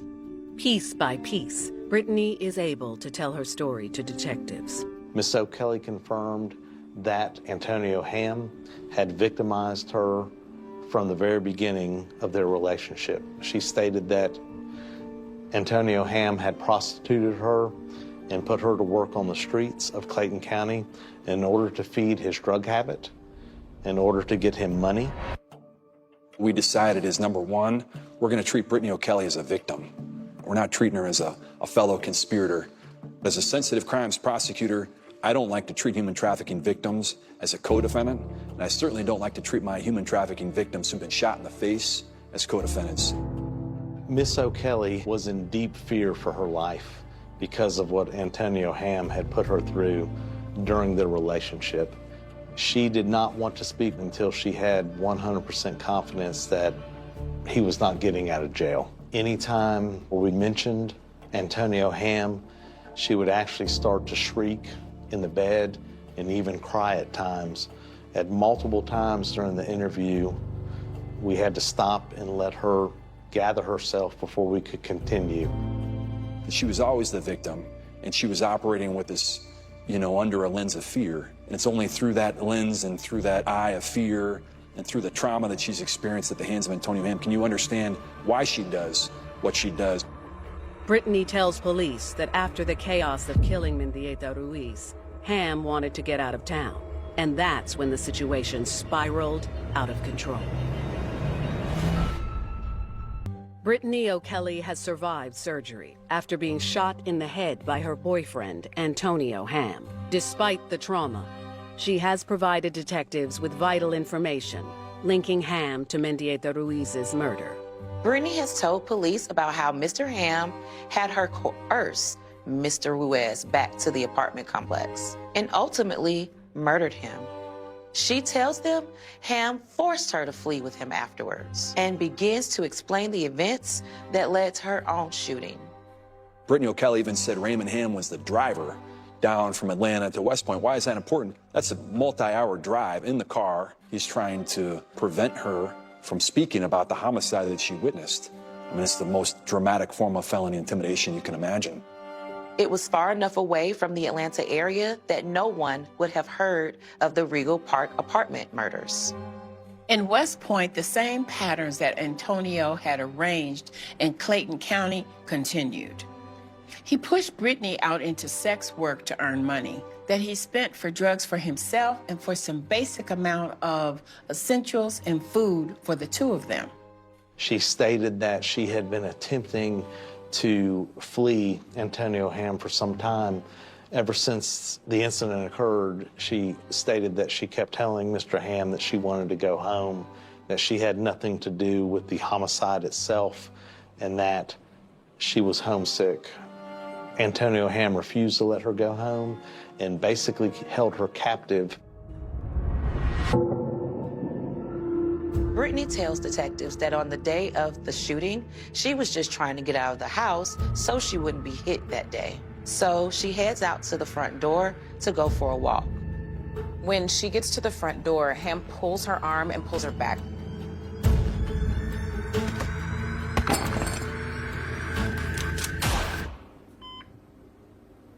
Brittany O'Kelly is finally out from under Antonio Ham's spell and ready to divulge the full details about the murder of J. Remedios Mendieta Ruiz.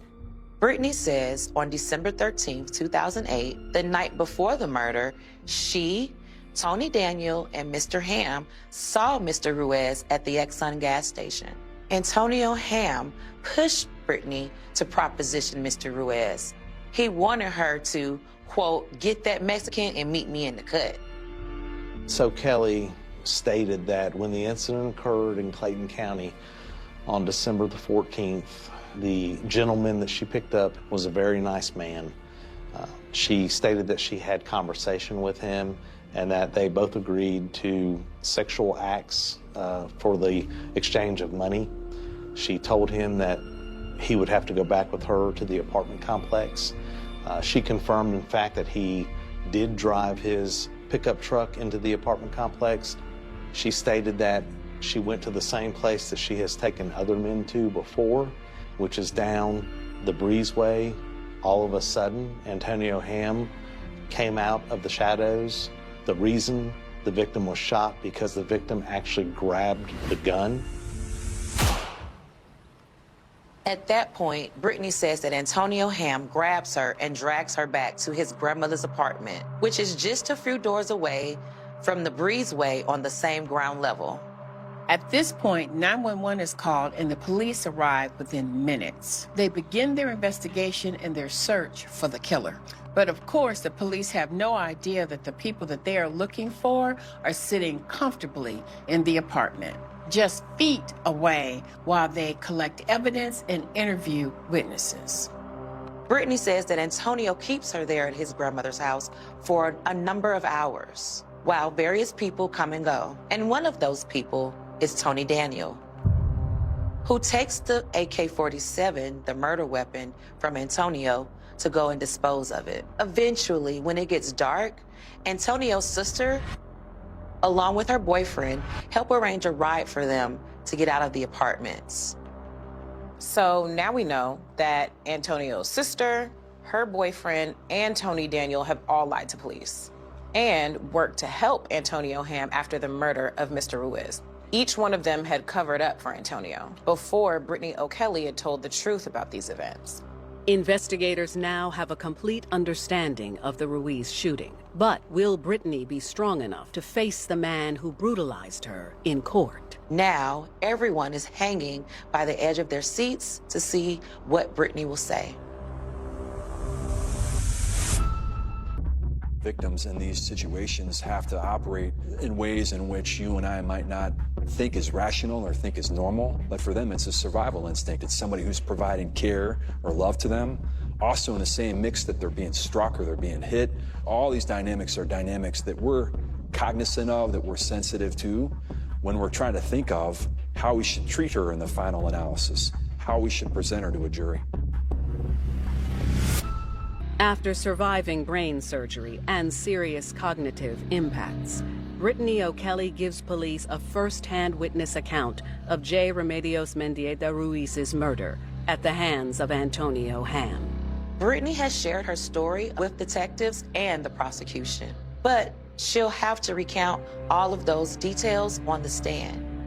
The injury to her head and her brain was so profound, we wondered how she was going to do, how she was going to withstand the stress of a cross-examination. Prosecutors agreed to try Antonio Ham first for the murder of Mr. Ruiz. If Ham is convicted, he'll go away for life.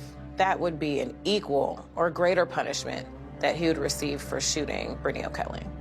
Antonio Ham's murder trial begins on October 3rd, 2011, and Brittany O'Kelly is the prosecution's star witness. Everyone is hanging on their seats to see what is Brittany going to say, and if Brittany will have the courage to stand up to her abuser, the man that tried to kill her. You have to have a victim who has reached that final point where she said, I've had enough, and I'm willing to get out of this abuse, and all that horror and all that trauma that I've been through must end, and it can't go on. And so it's rare that you find a victim like that who is so traumatized, who has been through so much, who equally has the courage and the willingness to follow through on it. You know, a lot of folks might feel that in their heart, but it's a much different story to have the willingness to come to court and withstand all the details of cross-examinations.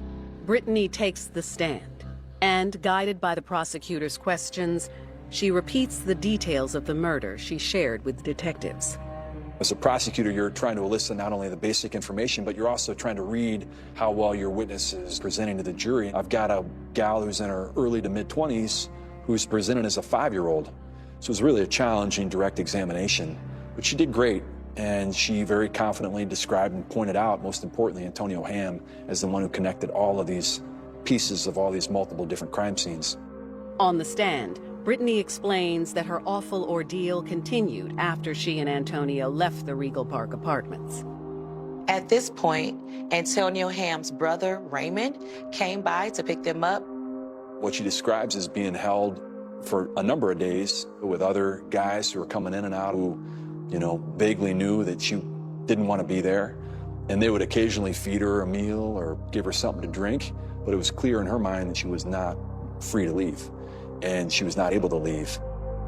From there, Raymond Ham drove Antonio and Brittany down to West Point in order for them to hide out. So Raymond was not exactly forthcoming when he was originally questioned by the police.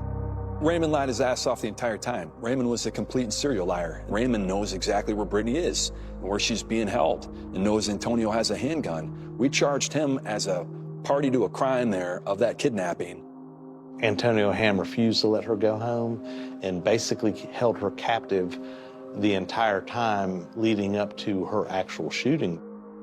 Brittany explains that Antonio constantly yelled at her that she couldn't leave and tells the court that he shot her to keep her from doing what she was doing right now, testifying against him and telling the truth. The defense argued in cross-examination that Brittany used prostitution to get Mr. Ruiz to the apartment complex to be robbed. And they presented witnesses to suggest that she was not at any point held against her will by Antonio Ham. That defense was certainly attempting to destroy her credibility, and I was so proud of her for being able to withstand that and to get through that.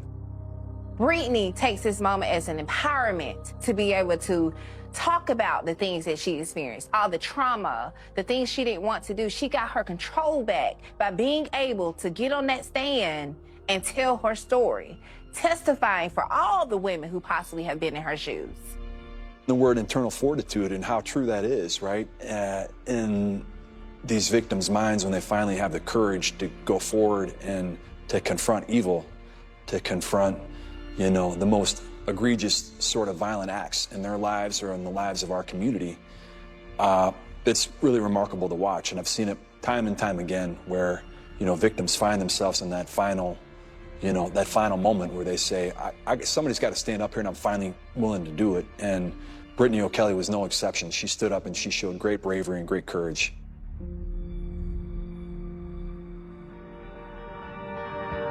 On October 11th, 2011, Antonio Ham is found guilty of malice murder, 2 counts of felony murder, aggravated assault, aggravated battery, and firearm possession. He is sentenced to life in prison, plus a consecutive 5-year term for firearm possession. You would never expect Brittany O'Kelly, with all of her background and all of her prior trauma and all of the brokenness that she, you know, has had to suffer through the course of her short lifetime, to be the one to have the courage in the final analysis to take a dude like Antonio Ham off the streets. And that's who Brittany O'Kelly was. I hope that she can feel proud of that action and that courage. While Brittany found her voice, it was too late for J. Remedios Mendieta Ruiz, whose dreams and future were stolen forever. Brittany is definitely a victim, and what she did in order to help take Antonio Ham down is nothing short but of remarkable, considering all that she went through. But we mustn't forget about the other victim, who is no longer here. He was a man that devoted his life to working hard in order to support his family, but his life and promise are gone forever. Brittany actually tells authorities that she is so sorry about what happened to Mr. Ruiz. She's thinking about his family and wants to tell them how sorry she is. Detectives realize that Brittany is the only person in Antonio's world who has a kind thought about what really happened to the victim, Mr. Ruiz. Antonio Ham targeted vulnerable young women like Brittany O'Kelly to use and abuse. And Brittany O'Kelly, after all she'd been through, chose to stand up for what she knew was right. Brittany O'Kelly quietly could act as a source of inspiration for us who are finding themselves in this situation. Tragically, her inspiration came from horrible abuse to getting shot in the face. She knew that this guy, he's going to continue to do terrible things unless somebody finally spoke up. Antonio Ham was right to be afraid of what Brittany O'Kelly could do, because this tiny 4'9" tall woman that he had beaten and abused and shot point blank in her face and tried to kill, she was the only one who didn't lie for him. Brittany was the only one strong enough to stand up to Antonio Ham. Everyone wants to find their place in the world. When you're vulnerable and lost, it's easy to fall for the allure of love and attention. But when the love demands that you lose your self-worth, dignity, safety, and freedom, run before that cage door closes. She grew up to be, a child of love that would just light up any room that she walked into. As long as I'm living, I'm gonna keep her name alive.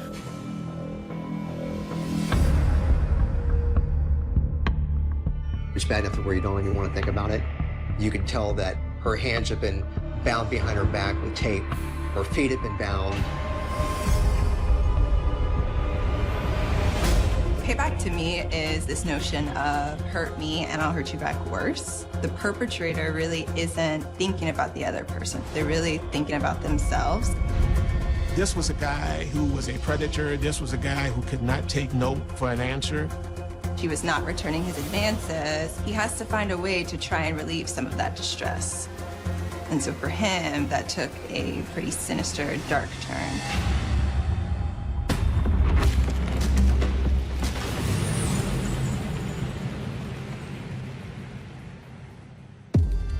On September 24th, 2021, sheriffs in Orange County, Florida, get a call from a worried mother.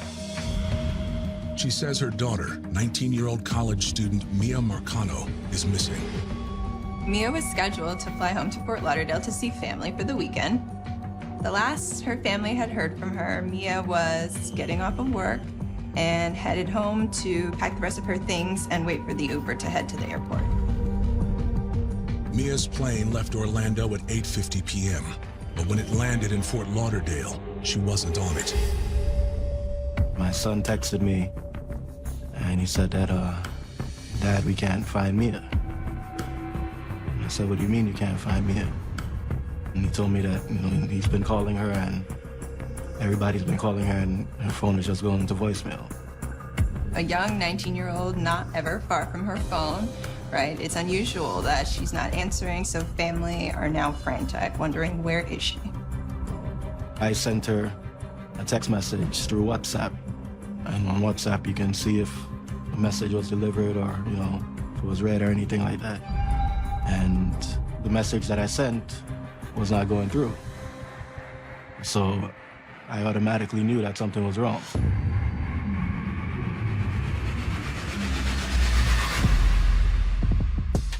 Mia Marcano was born on April 26, 2002. She was the second child of South Florida DJ Marlon Marcano and his wife, Ema Scarbriel. Holding my baby girl for the first time was one of the greatest feelings ever in life. I mean, the bond from day one was just unbreakable. She grew up in the city of Pembroke Pines. That's where she did her elementary, middle school. After her mom and I got divorced, her mom moved back to the Virgin Islands. And, certain summers, the kids will go down there, spend a few months. Mia did a couple semesters of schooling over there. But then she came back here to Florida and she finished up high school. Mia loved many things. She liked to model, dance, cheerlead. She enjoyed music, hip hop, soca, calypso, which made sense because her dad was a really well-known DJ. And so music was an integral part of her life. She grew up to be, a child of love that would just light up any room that she walked into. But like many students her age, Mia's high school experience was disrupted by COVID-19. When we were in the heart of COVID, so for Mia's senior year, she missed out on prom, she missed out on the senior trip, and she missed out on graduation. So after all that hard work, you don't even get to walk and celebrate. At the end, was, it played a toll on her. Mia hoped college would be different. But the pandemic continued through her freshman year. She had an apartment, and she shared it with 3 other roommates at that time. And it was a whole semester went by, and she didn't even see the campus of school. Everything was done online. When the campus reopened in the fall of 2021, Mia decided to make a few changes. Initially, her goal was to do nursing, but then she didn't want to go through all the extra long years of nursing, so she switched over to sports medicine. Instead of getting a dorm, Mia decided to get an apartment off campus where she also worked in the leasing office to help pay for her studies because she was able to get a discount on rent. She handled a lot of the phone calls. She did have to go and do apartment checks when it came to making sure the apartments were ready for the new tenants that were moving in, but she did more office work. By September 2021, Mia had settled into her new routine and was looking forward to the new school year.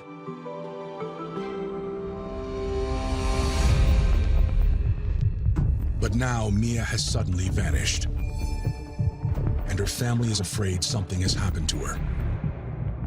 Her mom, who is Emma, and she's in the Virgin Islands, she actually calls the Orange County Sheriff's Office, and she requests what we call a welfare check because she hasn't heard from her daughter. At 10:07 p.m., an Orange County Sheriff's deputy arrives at Mia's apartment in Orlando. The family had already called Mia's roommate to meet the deputy there. Her mother, Emma, tells the deputy, please stand by because her roommate is leaving work, coming by the apartment, and she'll get you inside. The roommate shows up. They actually go inside the apartment, but when they get to her room, the door's locked. Mia's roommate says that's not unusual. She always locks her door when she goes home for holidays.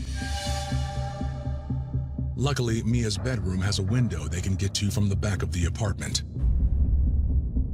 They were able to look inside the window, and the police officer said that it looked like a normal teen's room.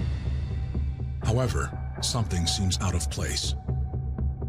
The deputy notices that the window for her bedroom, which is not locked, and he can actually push it open into the room.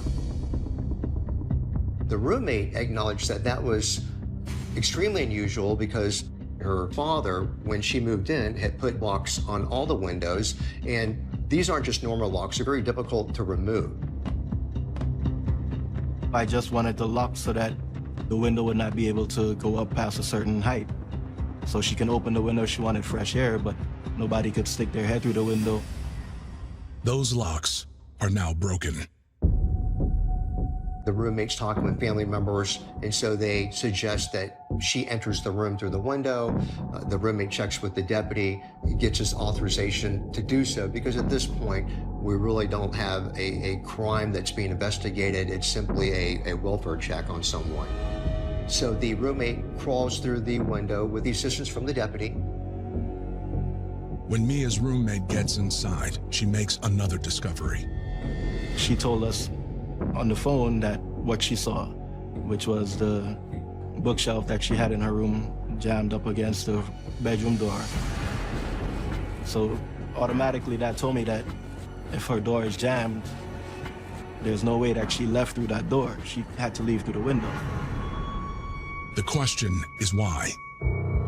After moving the bookcase, Mia's roommate helps the deputy search the room for more clues. The bed's, not made up, but they don't really notice anything initially out of the ordinary, but eventually they do find clothes that are in a backpack, and it appeared to be the clothes that she was going to take with her on the plane, so they were there. And also the teddy bear that she normally doesn't leave without if she goes anywhere. That was something that was very important to Mia. They knew that something was not right when they saw the teddy bear. The deputy files a missing person report, adding Mia's name to the national database. But for now, they cannot start a formal investigation. We don't really have enough information, at least in my opinion, as a former law enforcement officer, to establish that a crime has been committed, although there are some red flags, associated with this. Mia's loved ones don't agree, so they decide to take matters into their own hands. Family members know another family member. They know the signs.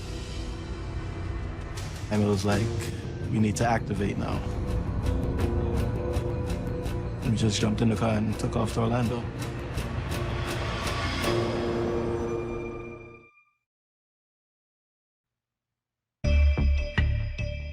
The family of missing 19-year-old Mia Marcano is worried about her disappearance. So they make a late-night drive from Fort Lauderdale to Orlando, Florida, to conduct their own investigation.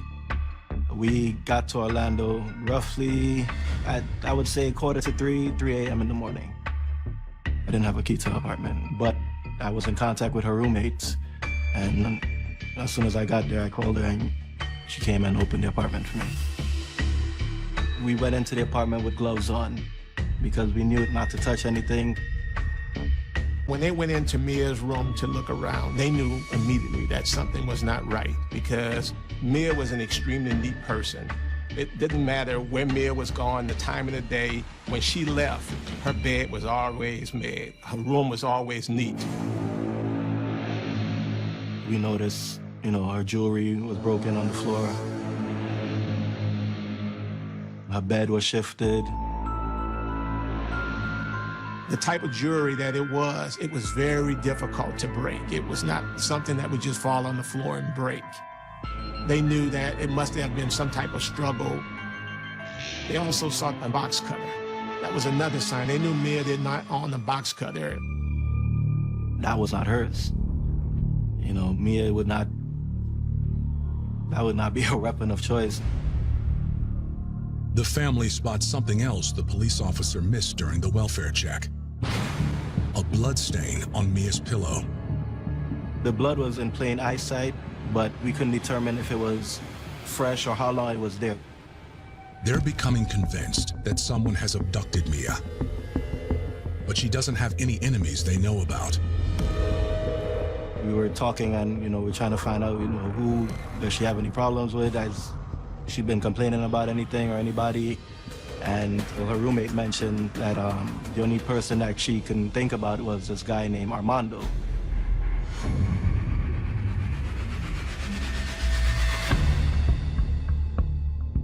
The man Mia's roommate is referring to is Armando Caballero, a 27-year-old maintenance worker at the apartment complex.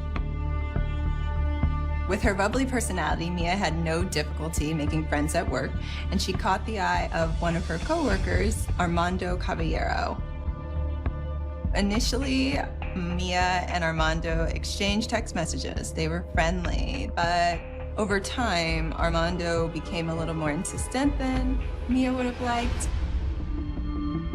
Mia's roommate shows them copies of the texts Mia had forwarded to her.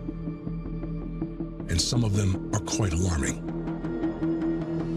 There was a time when some of the text messages that he was sending her got a little too personal, maybe even a little offensive to her. One very inappropriate text that he sent her that had sexual overtones in it that seemed to really upset her. The roommate says Mia politely turned Armando down, but that didn't seem to stop him. There were some instances of him attempting to send her money that she didn't ask for and did not want. She would reject the money and send it back to him, and he would in turn send it back to her. His whole rationale that he told her for doing that is that he had saved that money, and I believe it was about $600 to take her out to wine and dine her with. But when she was resistant to his advances, he said, go ahead and use it for whatever you need to use it for. There's some guys that just simply, they're infatuated. They don't want to take no for an answer. And they'll do whatever is in their wheelhouse or what's available to them or what's worked before. After that, Mia made it clear she wanted Armando to leave her alone.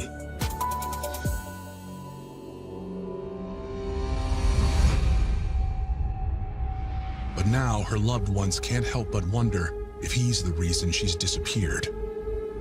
There's a concept in psychology called rejection sensitivity, right? To where people who experience rejection aren't able to have a typical threshold for accepting what that means. This could be the case with Armando as well, where his rejection sensitivity is really low, and so he's not able to interpret the social cues that he's getting from Mia in an appropriate way. He cannot get over the thought that he is being rejected by this person who he has claimed to be in love with. Once it got to the point where she indicated to him that she was no longer interested in his advances, and we see that he was not taking no for an answer, that is where we get to the point where something more sinister is at play.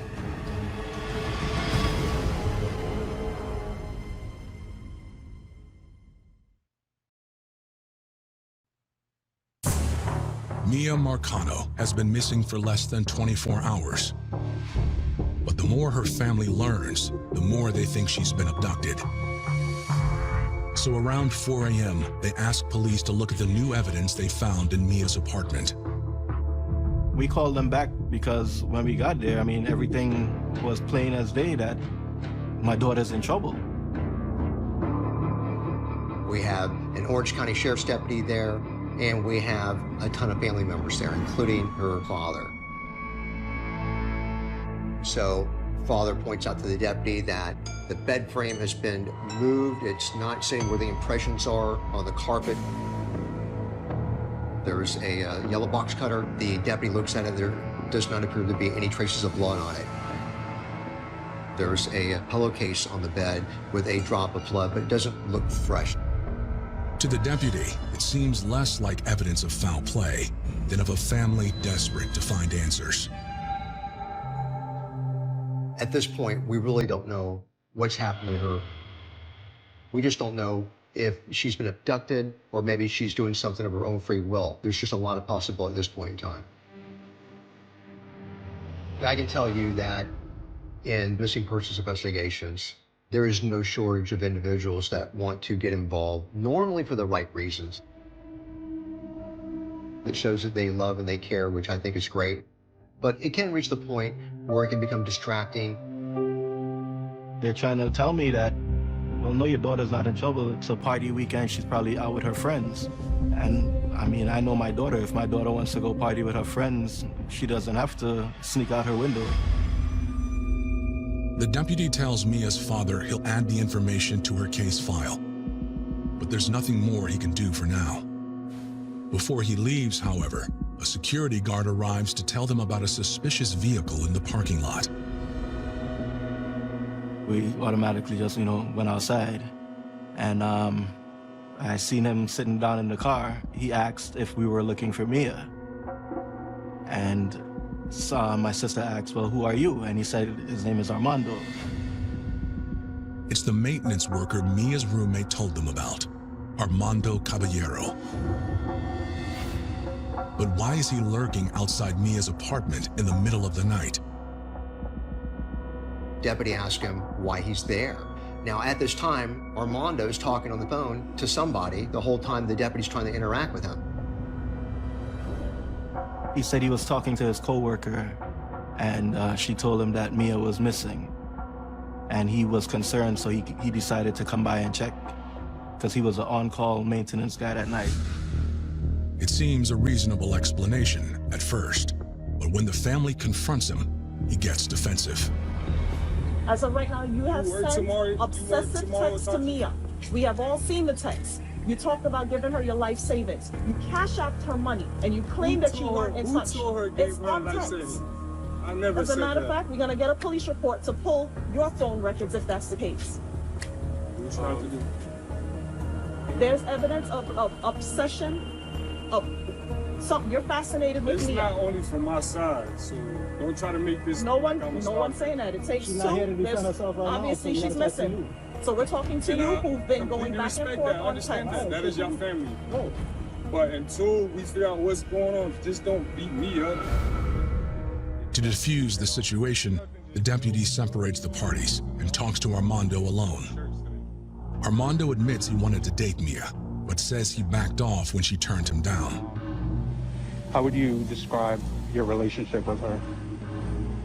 It was somewhat flirtatious at first, but then honestly, it was just on some friendship. Okay. According to Armando, they were still friends. The last time he saw her was at work around 3 p.m. The whole time the deputy is talking to Armando, he's on the phone talking to somebody. So eventually, Armando puts the phone on speaker mode so that the deputy can talk to the individual. And the female ended up confirming this to the deputy while she was on speakerphone. And the female actually worked in the same office as her supervisor, actually, and they were friends as well. Despite the family's suspicions, it seems Armando might be telling the truth. After all, if he had harmed Mia, why would he come back to offer help? But before the night is over, the case takes another unexpected turn. The security guard said that when he was walking around, he heard some noises in one of the storage units. So we asked if they can see that Armando, that he has access to it. Well, can he go open the unit so that we can make sure, that Mia's not in there?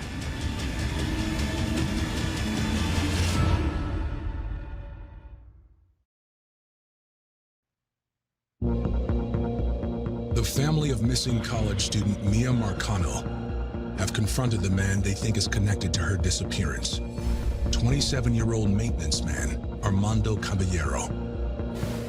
Strange noises coming from one of the apartment storage units makes them wonder if he stashed her inside. Armando and the security guard went to the storage unit and they came back and said it was cleared. The family remains convinced Armando knows more than he's saying. But with no evidence to hold him, at 6:29 a.m., the deputy tells Armando he's free to go. Mia's father isn't happy about it. The deputy took Armando's information, his name, his address, phone number, and told him to have a good night. I mean, if I'm driving and I get pulled over for a routine traffic stop, you'll search my vehicle, you'll take me out of the car, you do the whole nine, but my daughter's missing and a guy, a person of interest is right in front of you and you do nothing. The deputy tells the family to contact the sheriff's office if they hear from Mia.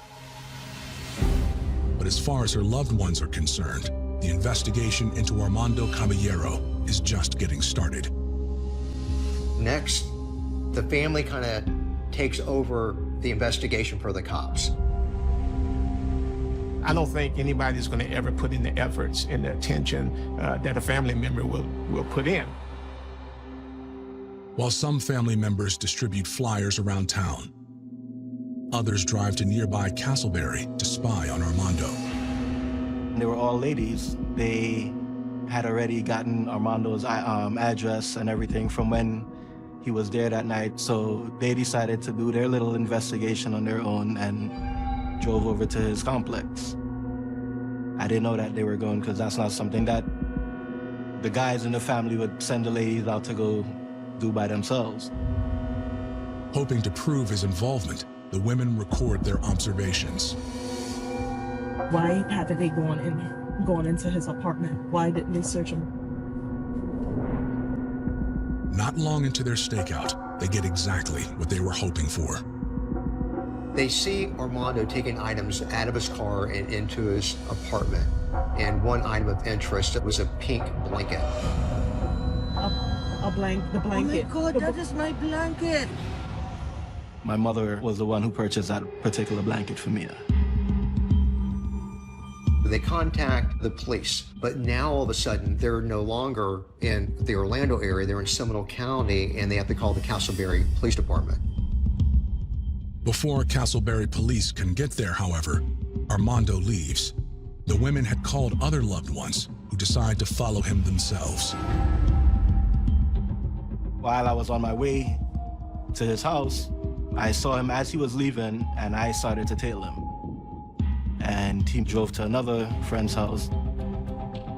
And when they pulled into that friend's house, that's when we blocked them in and we came out the car and approached them again and told them, the family was just there. We saw the blanket, everything.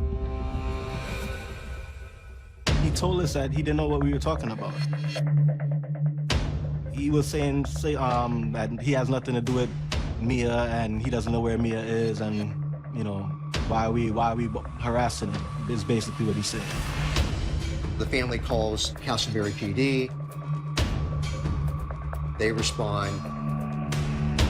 They said that they couldn't go inside because they didn't have any warrants or anything like that. But if he's allowing someone to go inside, they're willing to go inside. Armando says he has nothing to hide and surprises everyone by agreeing to let one of Mia's friends search his home instead. The friend went inside, did a search, and the blanket was gone. In my mind, I already knew that we were not going to find the blanket there because his roommate was already at the house. He already knew that by then we were on to him.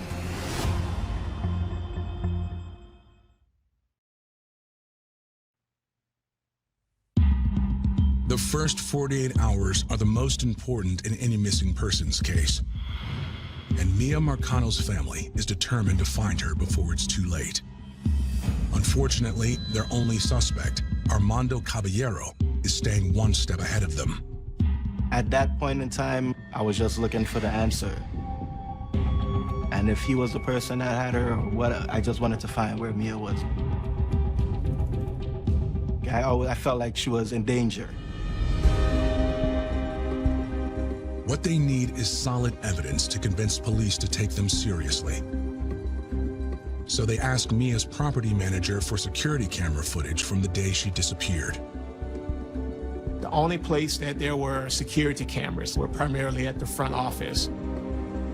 There were no surveillance cameras throughout the apartment complex.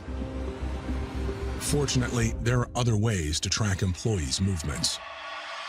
Everything in the apartment complex is pretty much controlled by key fobs. The key fob contains chips with unique codes, which are recorded whenever they're used. And those records give Mia's loved ones a much clearer picture of what happened the day she disappeared. When Mia gets off at 5 o'clock in the afternoon, about 5:06, she ends up entering her apartment. But the door doesn't lock, the double doesn't lock on it until about 5:12. So there's about 6 minutes of delay before that happens. Stranger still, a different key fob gained access to her apartment half an hour earlier at 4:34 p.m. And that key fob belongs to the building's maintenance man, Armando Caballero. Because Armando's a maintenance worker, he has access to key fobs. And on an emergency basis for like overnight calls and stuff, he has access to key fobs in the building that will get him pretty much anywhere he wants to go. That allowed him access into every apartment. We were in disbelief to believe that a person would have unfettered access into a tenant's apartments. Within the past week, he had to fix a leak that was in her apartment, but there's no current work order. He had no business being there. There's no record of anyone opening the front door after 5 p.m. But that door isn't the only way in and out of the apartment. Mia's window was located in her bedroom. That was like at the back of the complex. For someone like a maintenance employee who's there every single day, he knows the blind spots throughout this apartment complex. He knows where he can kidnap someone and go unnoticed. Mia's family immediately takes this new evidence to Orange County Police. This time, authorities open an investigation and review all the evidence.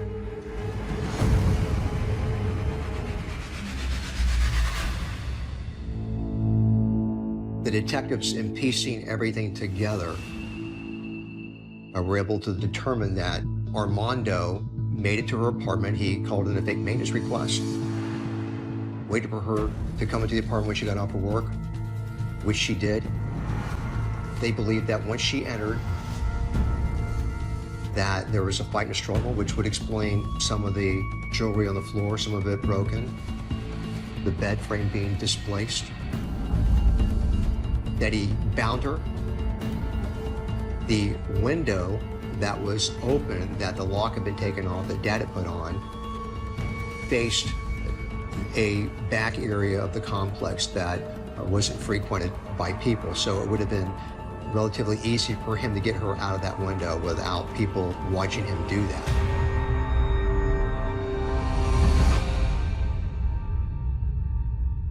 It's enough for detectives to obtain an arrest warrant, but not for kidnapping or murder yet. When the judge signs this arrest warrant for burglary, everybody's aware of what the potential this could really become. We very well may not just be talking about a burglary, we may be end up talking about a homicide. But when police get to Armando's apartment, he isn't there. His roommate says he left earlier that day and didn't say where he was going. At this point, Armando's on the run. He knows that the cops are looking for him. They've got an arrest warrant for him, and he's off the grid. They can't find him. Now, the cops are also looking, for her. They have cut warrants for cell phone data for both Armando and from her. They've even gotten to the point to where they've pulled GPS data for Armando's vehicle, trying to pinpoint maybe, where he went. Orange County Police put out a statewide alert for Armando, and the search begins.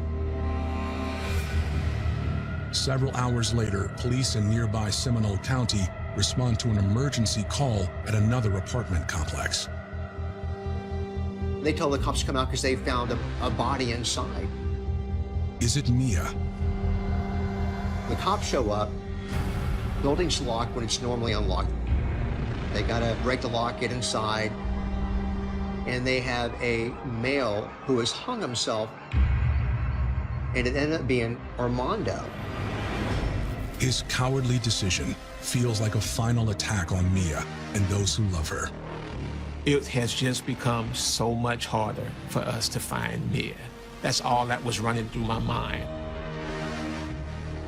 How are we gonna find Mia if the person's responsible for her disappearance is no longer here? I'm just trying to, rationalize and think that maybe that's why he decided to take the easy way out and commit suicide, because he knew that we were onto him and there was nowhere to go. For me, I still had hopes that Mia was still alive. We knew we had to move extremely fast because Mia was missing on September 24th. It's now September 27th. And we're like, how long could she go without water? How long could she go without food? We're calculating all of this, and we know that there is a sense of urgency, and we have to find Mia right now.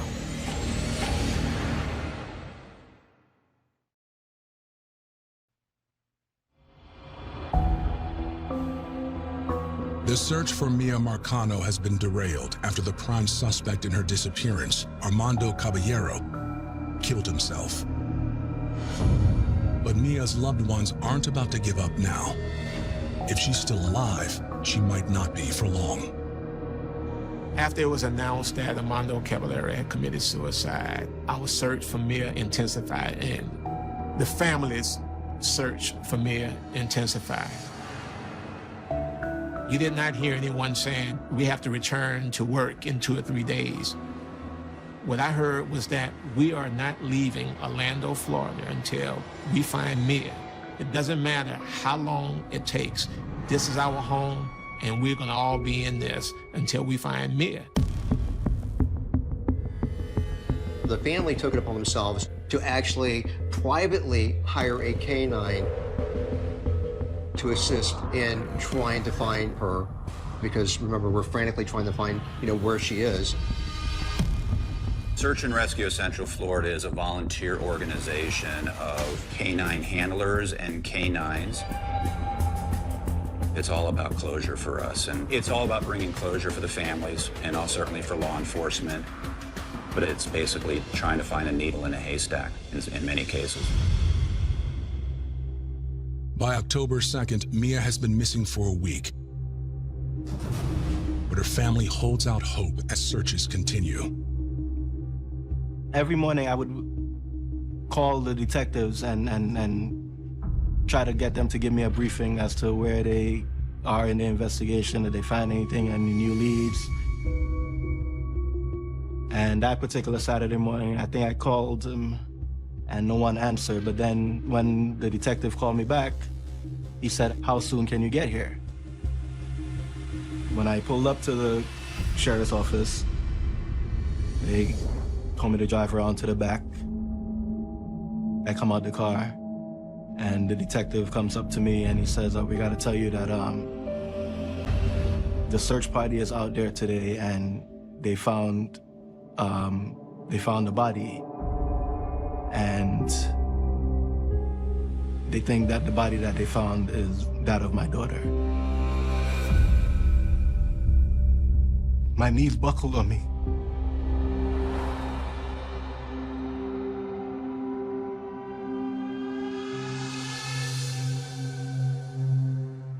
Detectives explain that earlier that morning, a search party combing the woods near an apartment complex where Armando used to work had made the heart-wrenching discovery. You could tell that her hands had been bound behind her back with tape. Her feet had been bound. The tape was very similar, if not identical, to the tape that law enforcement found that Armando had in his possession and that he had access to through his work. Some believe he killed her to pay her back for turning him down. As police dig further into Armando's background, they discover this wasn't the first time he sought revenge for being rejected. Armando Caballero had actually had an incident with another tenant at an apartment complex that he allegedly worked at. He offered this young lady out on a date. And when she refused to go out on a date with him, he threw weights through her window. So this was a guy who was a predator. This was a guy who we believe that he was getting jobs at apartment complexes just so he would just have the opportunity to just prey on young women. On October 13th, 2021, the Marcano family lays Mia to rest. I think the notion of closure with something like this is really hard to try and articulate in words. I understand that there was a really beautiful service for Mia, and she was surrounded by family and friends who loved her. But with Armando dying by suicide and the many unanswered questions that are left, to me, the notion of closure really isn't possible at this point. So you tried to have a service for a princess. And I'm hoping she's happy with what we did.